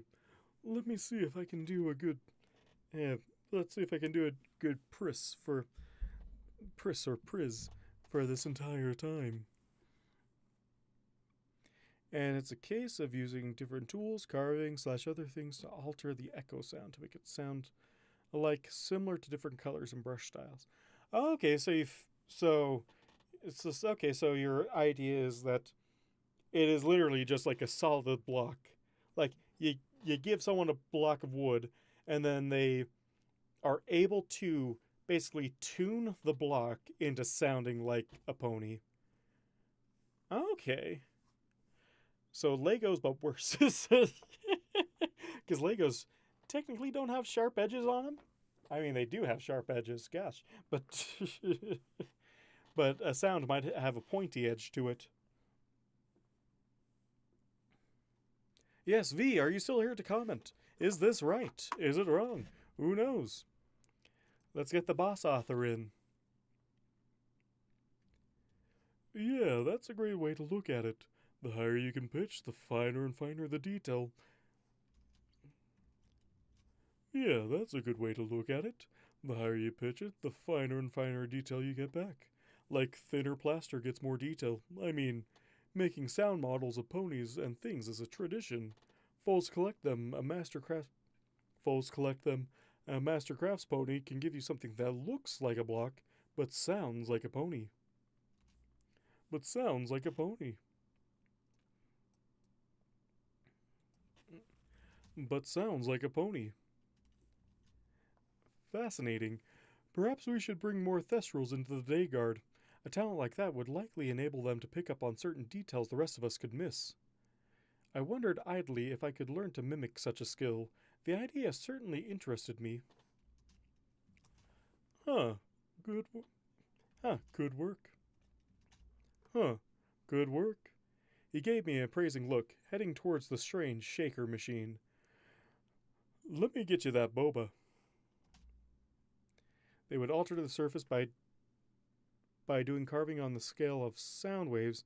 This is doable, so the echo sound matches the original pony. Yeah. Yeah, I can definitely see that. I can totally see that. Yeah, I'm just so unimaginative that I'm just like, yeah, they just have a model of pony that they stick in clay or something, and then they make a model out of that. And then they make a hollow model or something like. I don't know what I think half the time.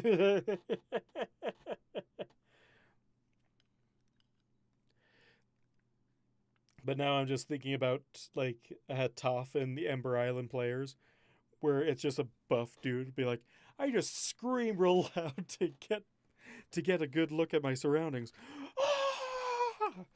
See, I got a pretty good look there.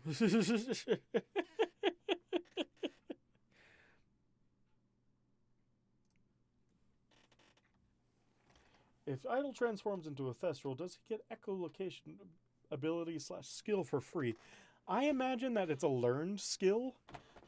It's it's like a thing where, yeah, he could do it, but he doesn't know the tricks to. Like he doesn't know the tricks of it. It's like an acquired skill that you learn at a young age. It's like standing or walking is to a human. Like I imagine that if Idle were to transform into a Minotaur, he would have a hard time walking around because he doesn't know how to walk on two legs. Also, he would have no idea what to do with fingers. He wondered idly. Yes, yes. that's why my spin-off fics are called Idle Thoughts. uh,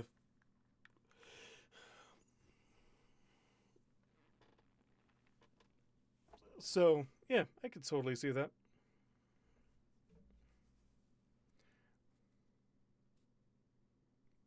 What script? Just move your legs. I mean, he. I think infiltrators would be able to mimic a minotaur. Uh, like they're significantly larger than them, so it would be an extreme cost to be a minotaur. But if he ever was, he would not know how to walk without other two hooves. So he'd basically be a minotaur crawling around. Because also, what do you do with these fingers? We only know how to do things with our fingers because we've practiced with them since childhood. And I think it's a similar ability to echolocation. Yes, he could do it, but he doesn't know how to either interpret it or he couldn't know how to make the really high pitched sounds of it. No, it's idol. Idol is the poison joke version. Man, I don't know how you thought up of a great poison joke thing for idol, because thinking up of poison joke uh, things for people is always the hardest thing. Most people just be like, you're a girl, or if it's a changeling, you can only turn into a female version, or you can only turn into the opposite gender of what you were. It's always a gender change thing. No one really puts into like the thought and detail into it. And I don't blame him. It's really hard to do. It's like finding a name or a logo. The little spheres in boba isn't that tapioca? Aren't they like tapioca pearls? Welcome back, V. Yeah, the little spheres in boba are tapioca is basically like tapioca yogurt, more or less.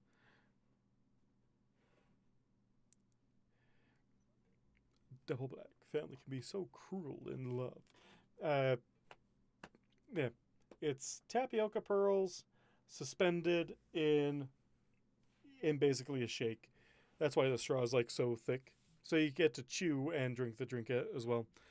We wanted to ask you, V, uh, what would the little blocks of sound look like? Would they be like a normal looking block, but with like a hollow interior of whatever the block was supposed to sound like?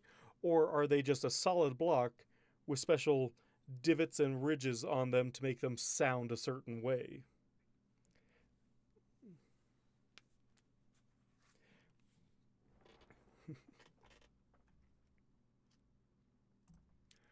Okay. To that boba. Let me get you that. Let me get you that boba. I can't. I've forgotten already how to do Priz. Everyone sounded. He kind of sounded drunk. Hmm. Drunk? Maybe. Maybe not.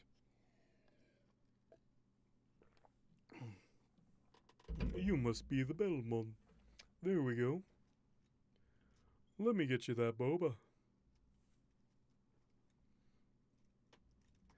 Let me get you that boba. I quite liked the beverage as it turned out.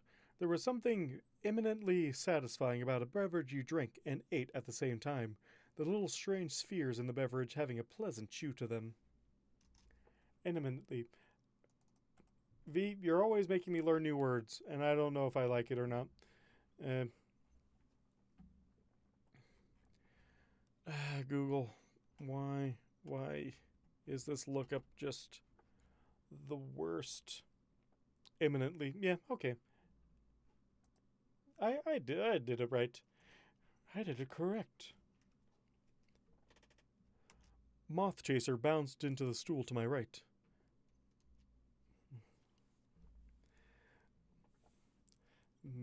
But idle, it's cold outside. Funny thing is, now that I did Idle It's Cold Outside, the way I get to Moth Chaser is by singing Idle It's Cold Outside. It's up to your neck out there. Well, you certainly seem to be enjoying yourself. Double black for me, Priz. You're killing me, sis. This is a specialty shop and you just get black coffee?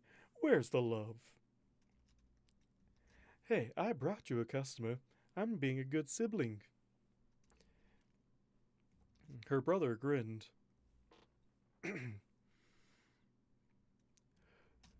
Oh, yeah, customer. Is that what they're calling it nowadays? Moth Chaser's own smile vanished momentarily. Okay, customer / coworker. Poor guy didn't even know what he was. Poor guy who didn't even. Poor guy was too tired to know what he was even in for, sis. I am appalled. I am quite enjoying myself, to be honest. It is good to relax a bit. I hesitated, then admitted with a hint of shame. I am perhaps guilty of seeking too much work.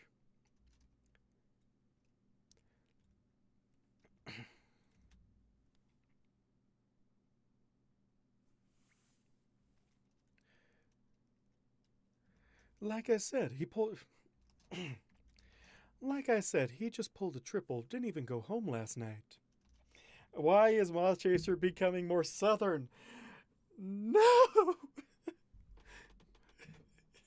No! Moth Chaser, she's becoming more Southern Belle.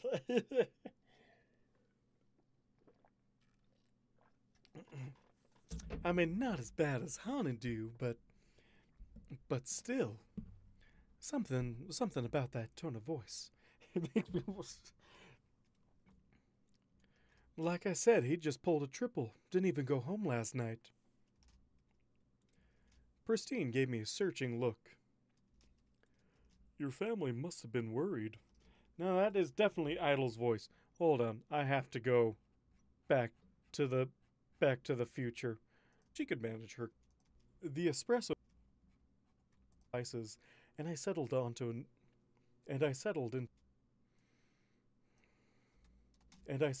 a nearby stool. Even the faint rattle and buzz. There was a slight rustling, and one of the. Wow, you are tired. Wow, you are tired. Alright, so it's just this voice. Alright. I guess I'll just have to try and do another thing for Idle eventually. Pristine.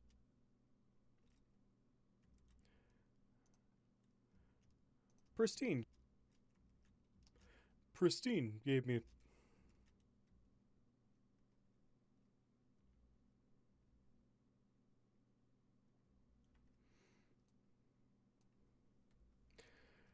Pristine gave me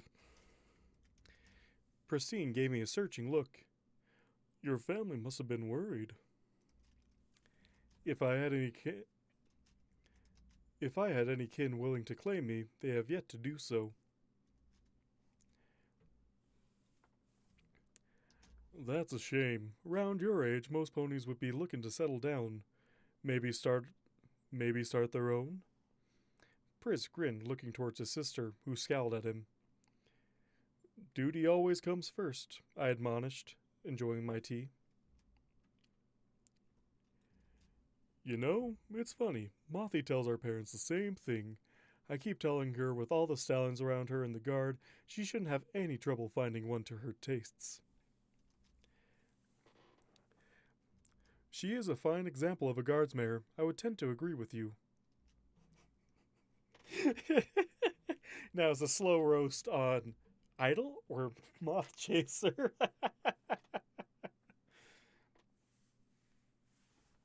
Sweetie Belle, Southern Bells, same difference, right?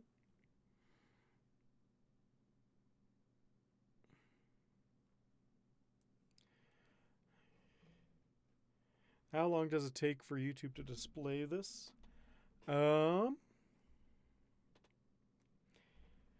Are you talking about like the VOD? The VOD usually comes out unless it's a really long one, like like last year's New Year's stream, it's usually out within like 10-20 minutes after I finish the stream.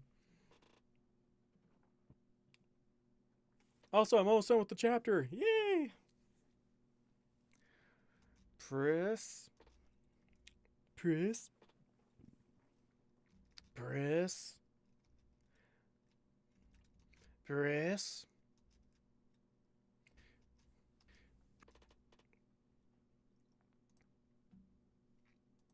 Press.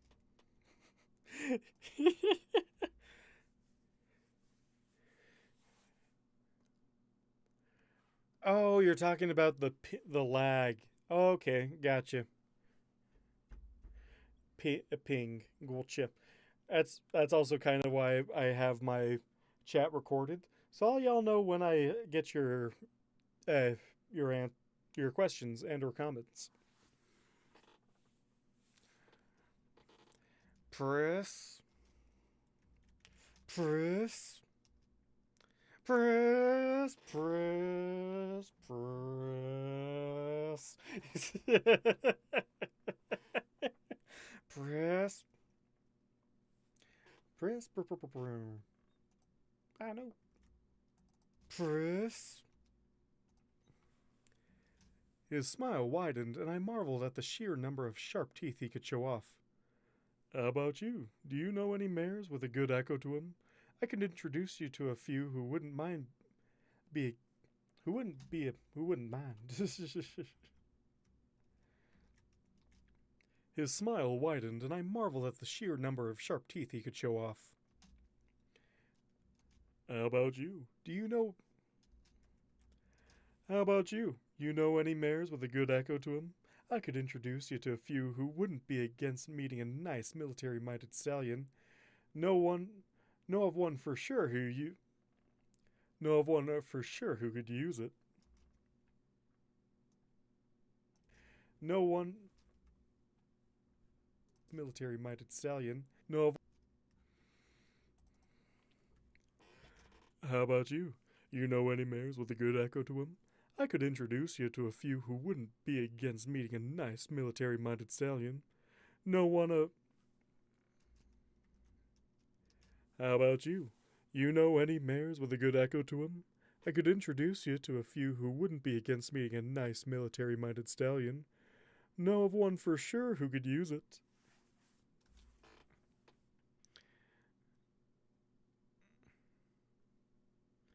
Yeah, live echo. Yeah, my ping's kind of good.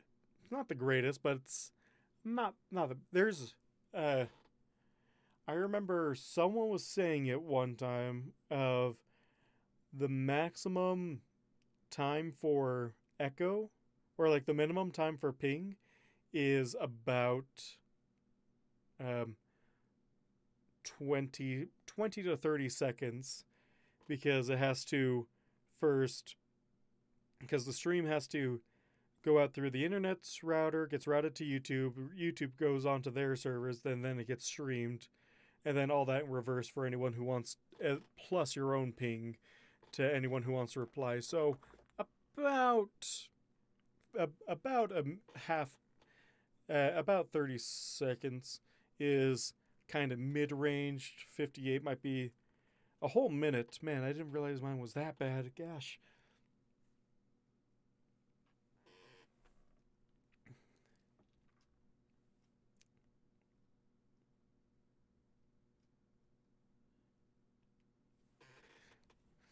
Pristine grind. Uh, we make plants, we make houses out of you.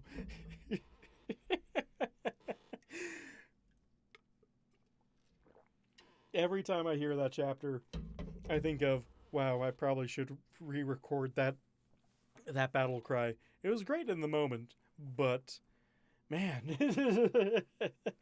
a voice crack in the middle of a shout.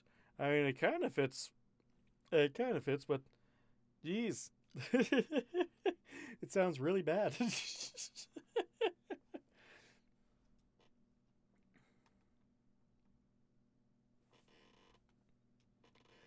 Christine Grant. Yeah. Um, pris- Pristine. Pristine grind. Time to meet your maker. But idle, it's cold outside. But idle, it's cold outside. This evening has been so lucky that you dropped in. I'll take your hat, your hair looks swell. I wanna say no, no, no, son. Oh, once the sense and hurting my pride. I really can't stay, but idle, it's cold outside. But idle, it's cold outside.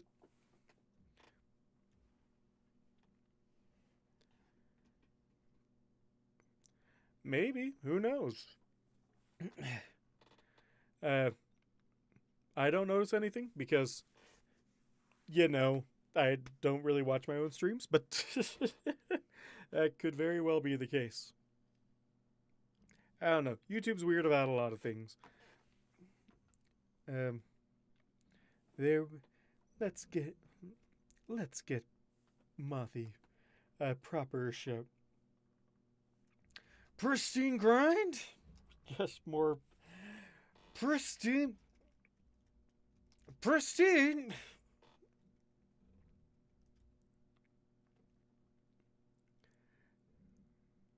Yeah, I only see the echo back and not the typing, and as long as the my thing says your stream's looking top notch, you have a good connection, I won't notice anything. Like, I don't even have frame drops right now. My connection might be a little bit bad. I can actually check that. No, it says stream health, excellent connection. Stream is healthy, and nothing else since then.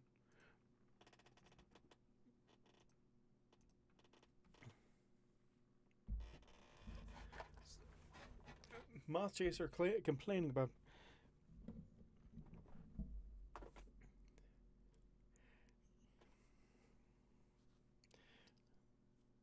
Like, I almost. As a sibling, I would have to say, I never shout my sibling's last name. It would be pet. It would go from pet name to, as a warning, a pet name in an angry voice, as a warning, and then just shouting at the top of my lungs their first name. Annoyingly concerned. Annoyingly concerned brother. Yes.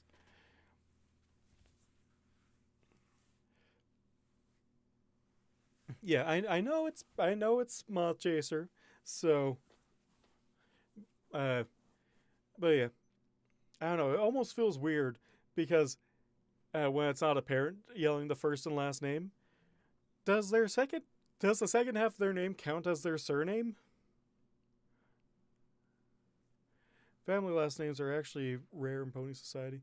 That's true. That's true. Yelling Rainbow Dash is pretty common amongst the same six. Although I have noticed something, and it might bug you as well if I point it out to you. And that is the case of if a fic takes place in like past season 4 roundabout, and yet everyone is calling each other by their first and last names. How do they Rainbow Dash? Like, you've known her for years. You call her Rainbow or RD. Like, you don't call Twilight Sparkle every time you meet up with her. It'd probably be Twilight or Twy.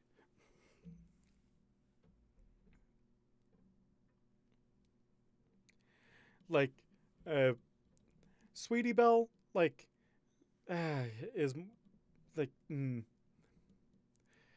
while saying Mrs. last name is more polite. Twiggles. It's like, not everyone would call Pinkie Pie Pinkie.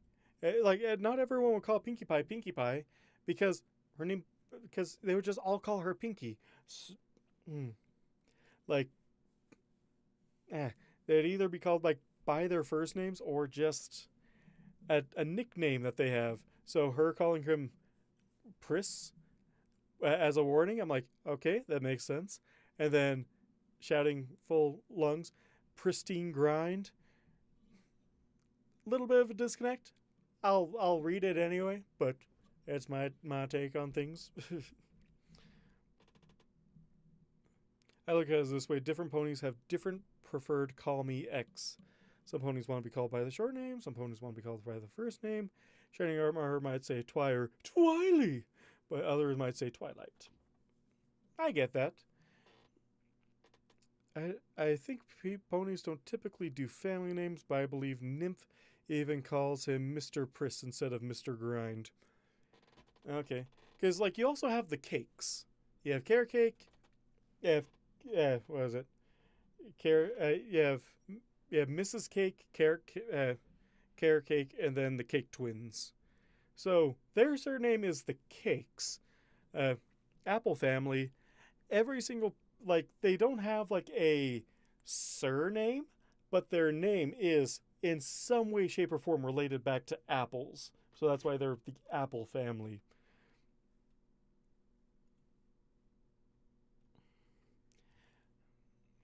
Twilight's weird and probably has a complex. Twilight calls her brother Shining Armor instead of Shiny. Twilight Velvet, Twilight Sparkle. We do have a family name there, but it's in the front. Yeah, pony name. Well, just round it up to pony names are weird. She's read way too much manga, if you get what I'm saying. There's also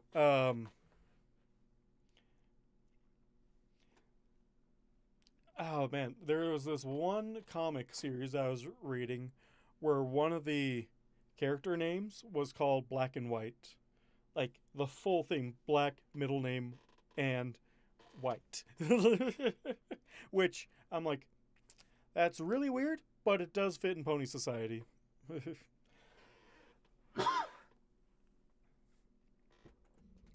Twilight has a complex.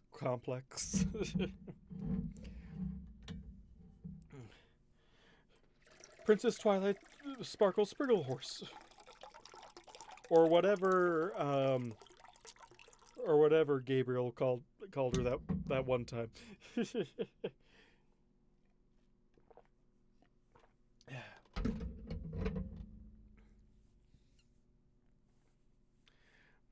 Have a good night, Key. It's probably going to end soon anyway, so don't you worry about none. I feel like some names are literally family names, like Twilight, part of her name. Like, is her family the Sparkle family, or is it the Twilight family? Or is it like the Star family, since all their children seems to have something in common with stars? Topaz's family name is actually from both sides. Okay. Pristine grind! Pristine grind! How do I do that? Her father's side calls their children based on precious stones, and her mother's side does weather patterns. Right. I actually forgot Topaz's last name for a little bit, so Topaz Showers. Makes sense. Makes very much sense. But I wonder, like, do ponies, like, have family names based on, like, because they even call it in the show the Apple family, even though the person that started the Apple family didn't have an apple in his name, but her name was an apple related fruit, and called all their children apple related something or other, like an apple based name. So are like pony family names just constantly either changing with what their preference to calling their children are, or is it just like, it's the I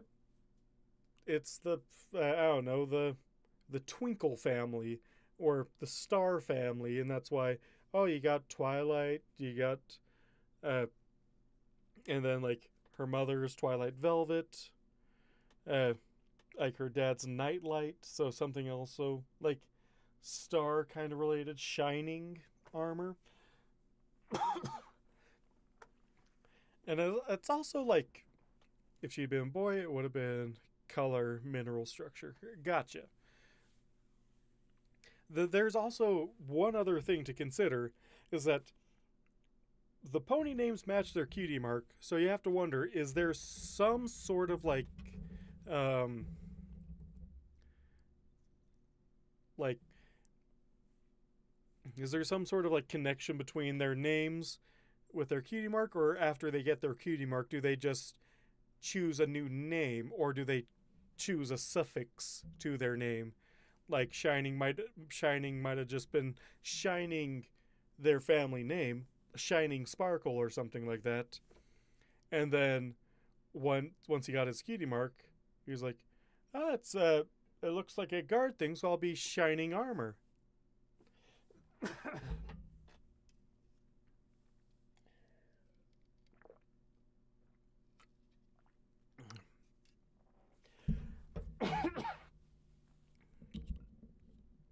Because pony names are very weird, because why would someone name their child Shining Armor before they got their cutie mark? Like, I would almost claim that children don't have names other than what their parents call them. Like, they just have that first name and then they get that tacked on afterwards, except we see Apple Bloom, Sweetie Belle, and Scootaloo who don't have cutie marks until way later in the show. You also have Twist, which hers is a candy cane. And it's like, what's with these prophetic pony names?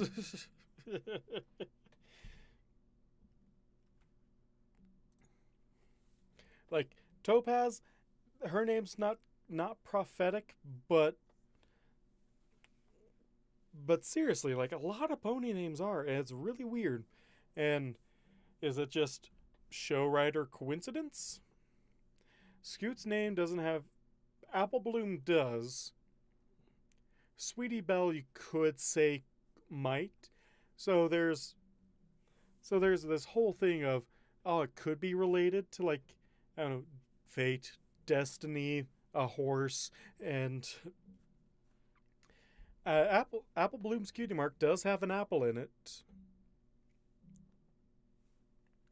And Sweetie Belle, welcome back, desk. But yeah, Apple Bloom's cutie mark does have an apple in it. Sweetie Belle's cutie mark kind of has like a song related thing, and you could just kind of tie that into a bell. If you're wondering how he eats or breathes or other scientific fact, because the three of them got cutie marks based on helping others find their own cutie marks, so maybe they're actually personalized. Just repeat to yourself, it's just a show. I should really just relax. No, desk. No. My favorite part of this fandom is overanalyzing things.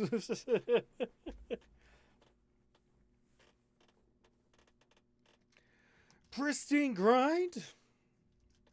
It was cut off. Pristine grind?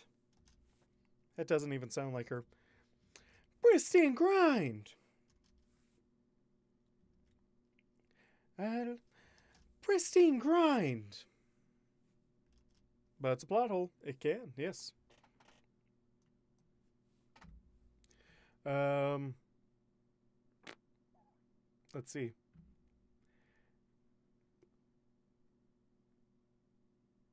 Maybe more growl. Pristine grind? Something like that. So a cutie mark isn't determined by birth. It's just something you're exceptionally good at that you get a mark on. It's part of who you'll be.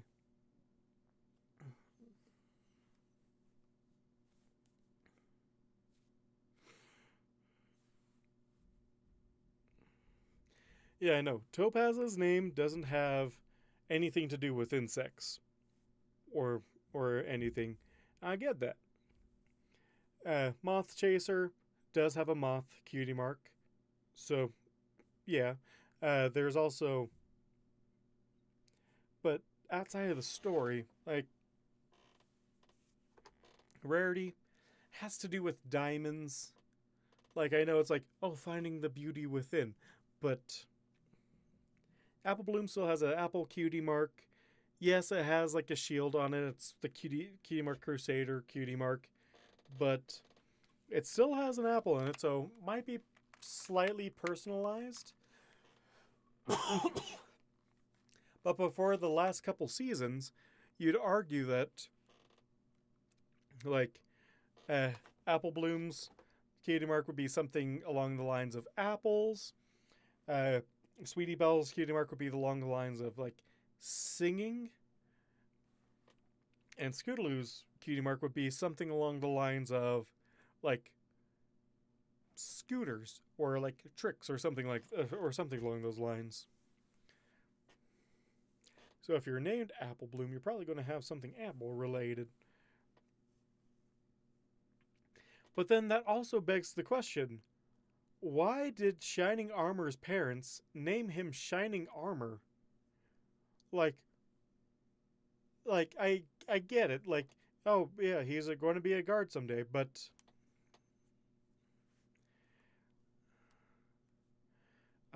it's a plot hole, and I can, but yes, I will argue with Apple Bloom, but Shining Armor is glaringly obvious that uh, that oh wow is like parents naming their kids something, and then it tying into their work / being what they're good at. Cadence is another thing with this because her full name is Miyamori Cadenza, my love Cadence. Like, you could argue her name could translate to be like, oh, she really likes songs or something like that. But if her name is literally my love, and she has a cutie mark of a heart, and then is also the Princess of Love, it's like, who's naming these kids? Like, I won't argue. Apple Bloom, like, that's a good argument for Apple Bloom, but it doesn't really fit with the rest of the show. That's why I'm like, do they just take up another name when they are old enough? Like, somehow AK Yearling and Daring Do, like, they're both her legal names. She just keeps on taking her family name of AK Yearling and her cutie mark name of Daring Do. Who knows? That might be the case. I don't know. It could be a multitude of things.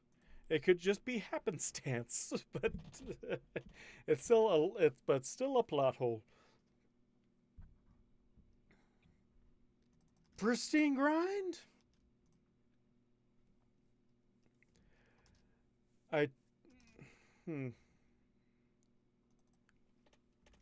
Pristine Grind! Pristine Grind! I turned to look at her in surprise, then turned further when I heard one of the regulars mention me by name. Perhaps I was better known amongst the Thestrals than I knew. It made sense, I suppose. No pony else sold durians. What? I'm just having a nice little conversation with my new friend. He seems like a gentle sort. Moth Chaser tackled her brother over his counter.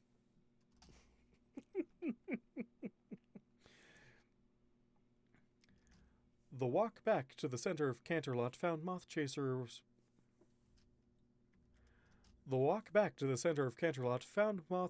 was surprisingly subdued. I believe there's a typo in here. Of a was. Was surprisingly subdued. Found or maybe Moth Chaser's the walk back to the center of Canterlot found Moth Chaser surprisingly subdued. Found that Moth Chaser was surprisingly subdued. What's your take, V? I mean, I read it word for word, so I might just keep that. Who knows?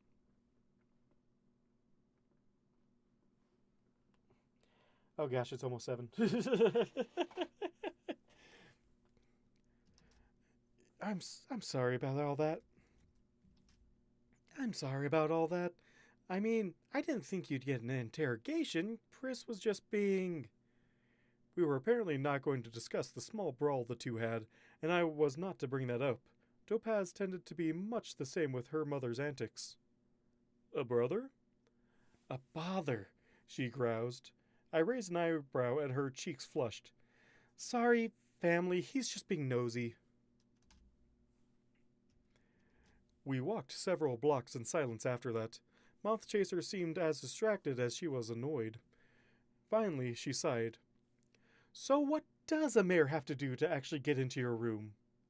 I shrugged, continuing to walk. Ask? I turned to look at her, then frowned and stopped, turning around fully. Moth Chaser, are you what? Moth Chaser, are you well? I mean, just ask? What if I, wanted to visit? Her wings were curled around her like a raincoat, and the little spikes mid-wings seemed to be twirling around each other in front of her chest. I made a mental note to ask what the digit was called.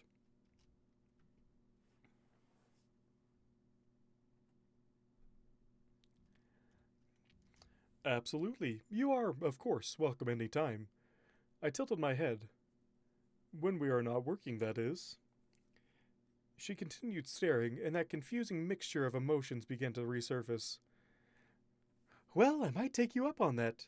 She began striding forward again, suddenly as confident as the element of loyalty herself as she passed me. How strange. I look forward to it. She stumbled, looking back, blushing heavily. She gave a little snort, then giggled, cleared her throat, and took off into the sky without another word. Now that was beyond peculiar, even for her. Perhaps it was a Thestral thing, or even a Pegasus thing.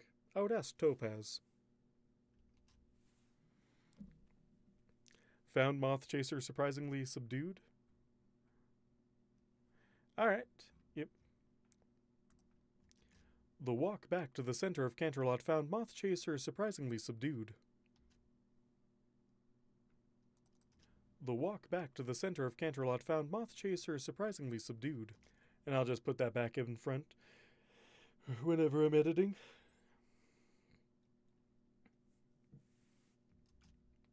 Topaz, this is not helpful, and rolling on the ground is most unbecoming of a professor. I eyed her with growing concern. Cackling is not an improvement. Idle? Okay, here we go. So what you're telling me is that all these years... She struggled to catch her breath. You've been putting the sock on your doorknob? A most unladylike snort here, though her humor was becoming contagious at this point. To keep ponies from interrupting you with other changelings? And that is why you've gotten this reputation as a Casanova? Or should we go Canternova? Casanova, Canternova. And that is why you got this reputation as a Canternova? I do not know what reputation I have outside of being an upstanding guard. You are the second today to bring it up. I tilted my head. A Casanova is a good thing, yes? A Canternova is a good thing, yes? Oh, idle! She rubbed at her jaw with a hoof, slowly getting herself back under control with a slow shake of her head. It... kind of? Look, the sock on the door indicates you don't want to be disturbed. Yes, for reasons. I motioned her to continue, still not getting her point. Reasons such as desiring privacy with a companion, yes.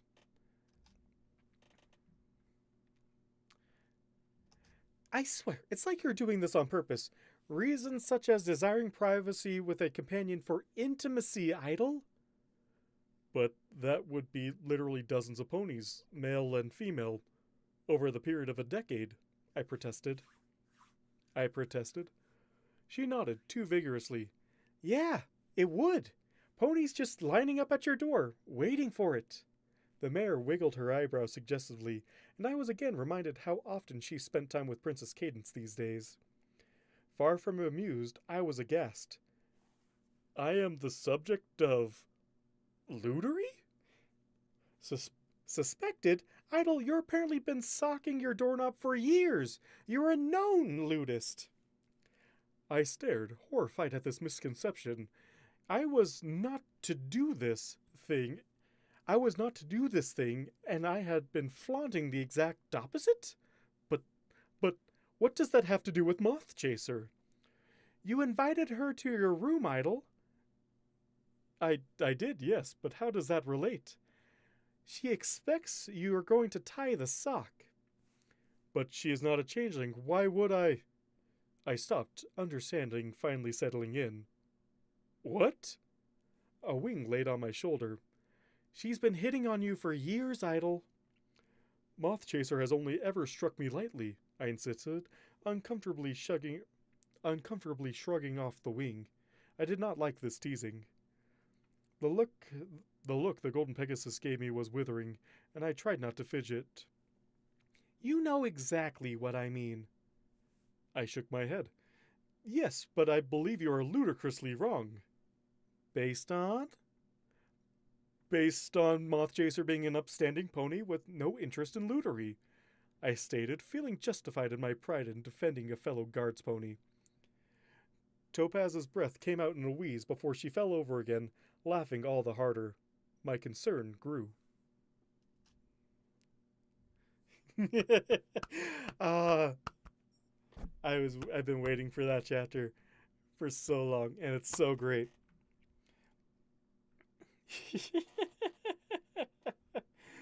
Alrighty then. Comments are always an author's food pellets, or an audiobook reader, or an author audiobook reader. And I'm just going to end it there, because this has gone on way longer than I thought it was going to. But tune in next week for Gallivanting. And thanks all y'all for dropping by tonight. And I hope to see you whenever I do this thing. I won't say 2 weeks from now. I won't say next week. I won't give any promises, because we all know what promises lead around here. So, with that being said, thanks again for all you for joining me tonight, and you all have a wonderful evening. Goodbye.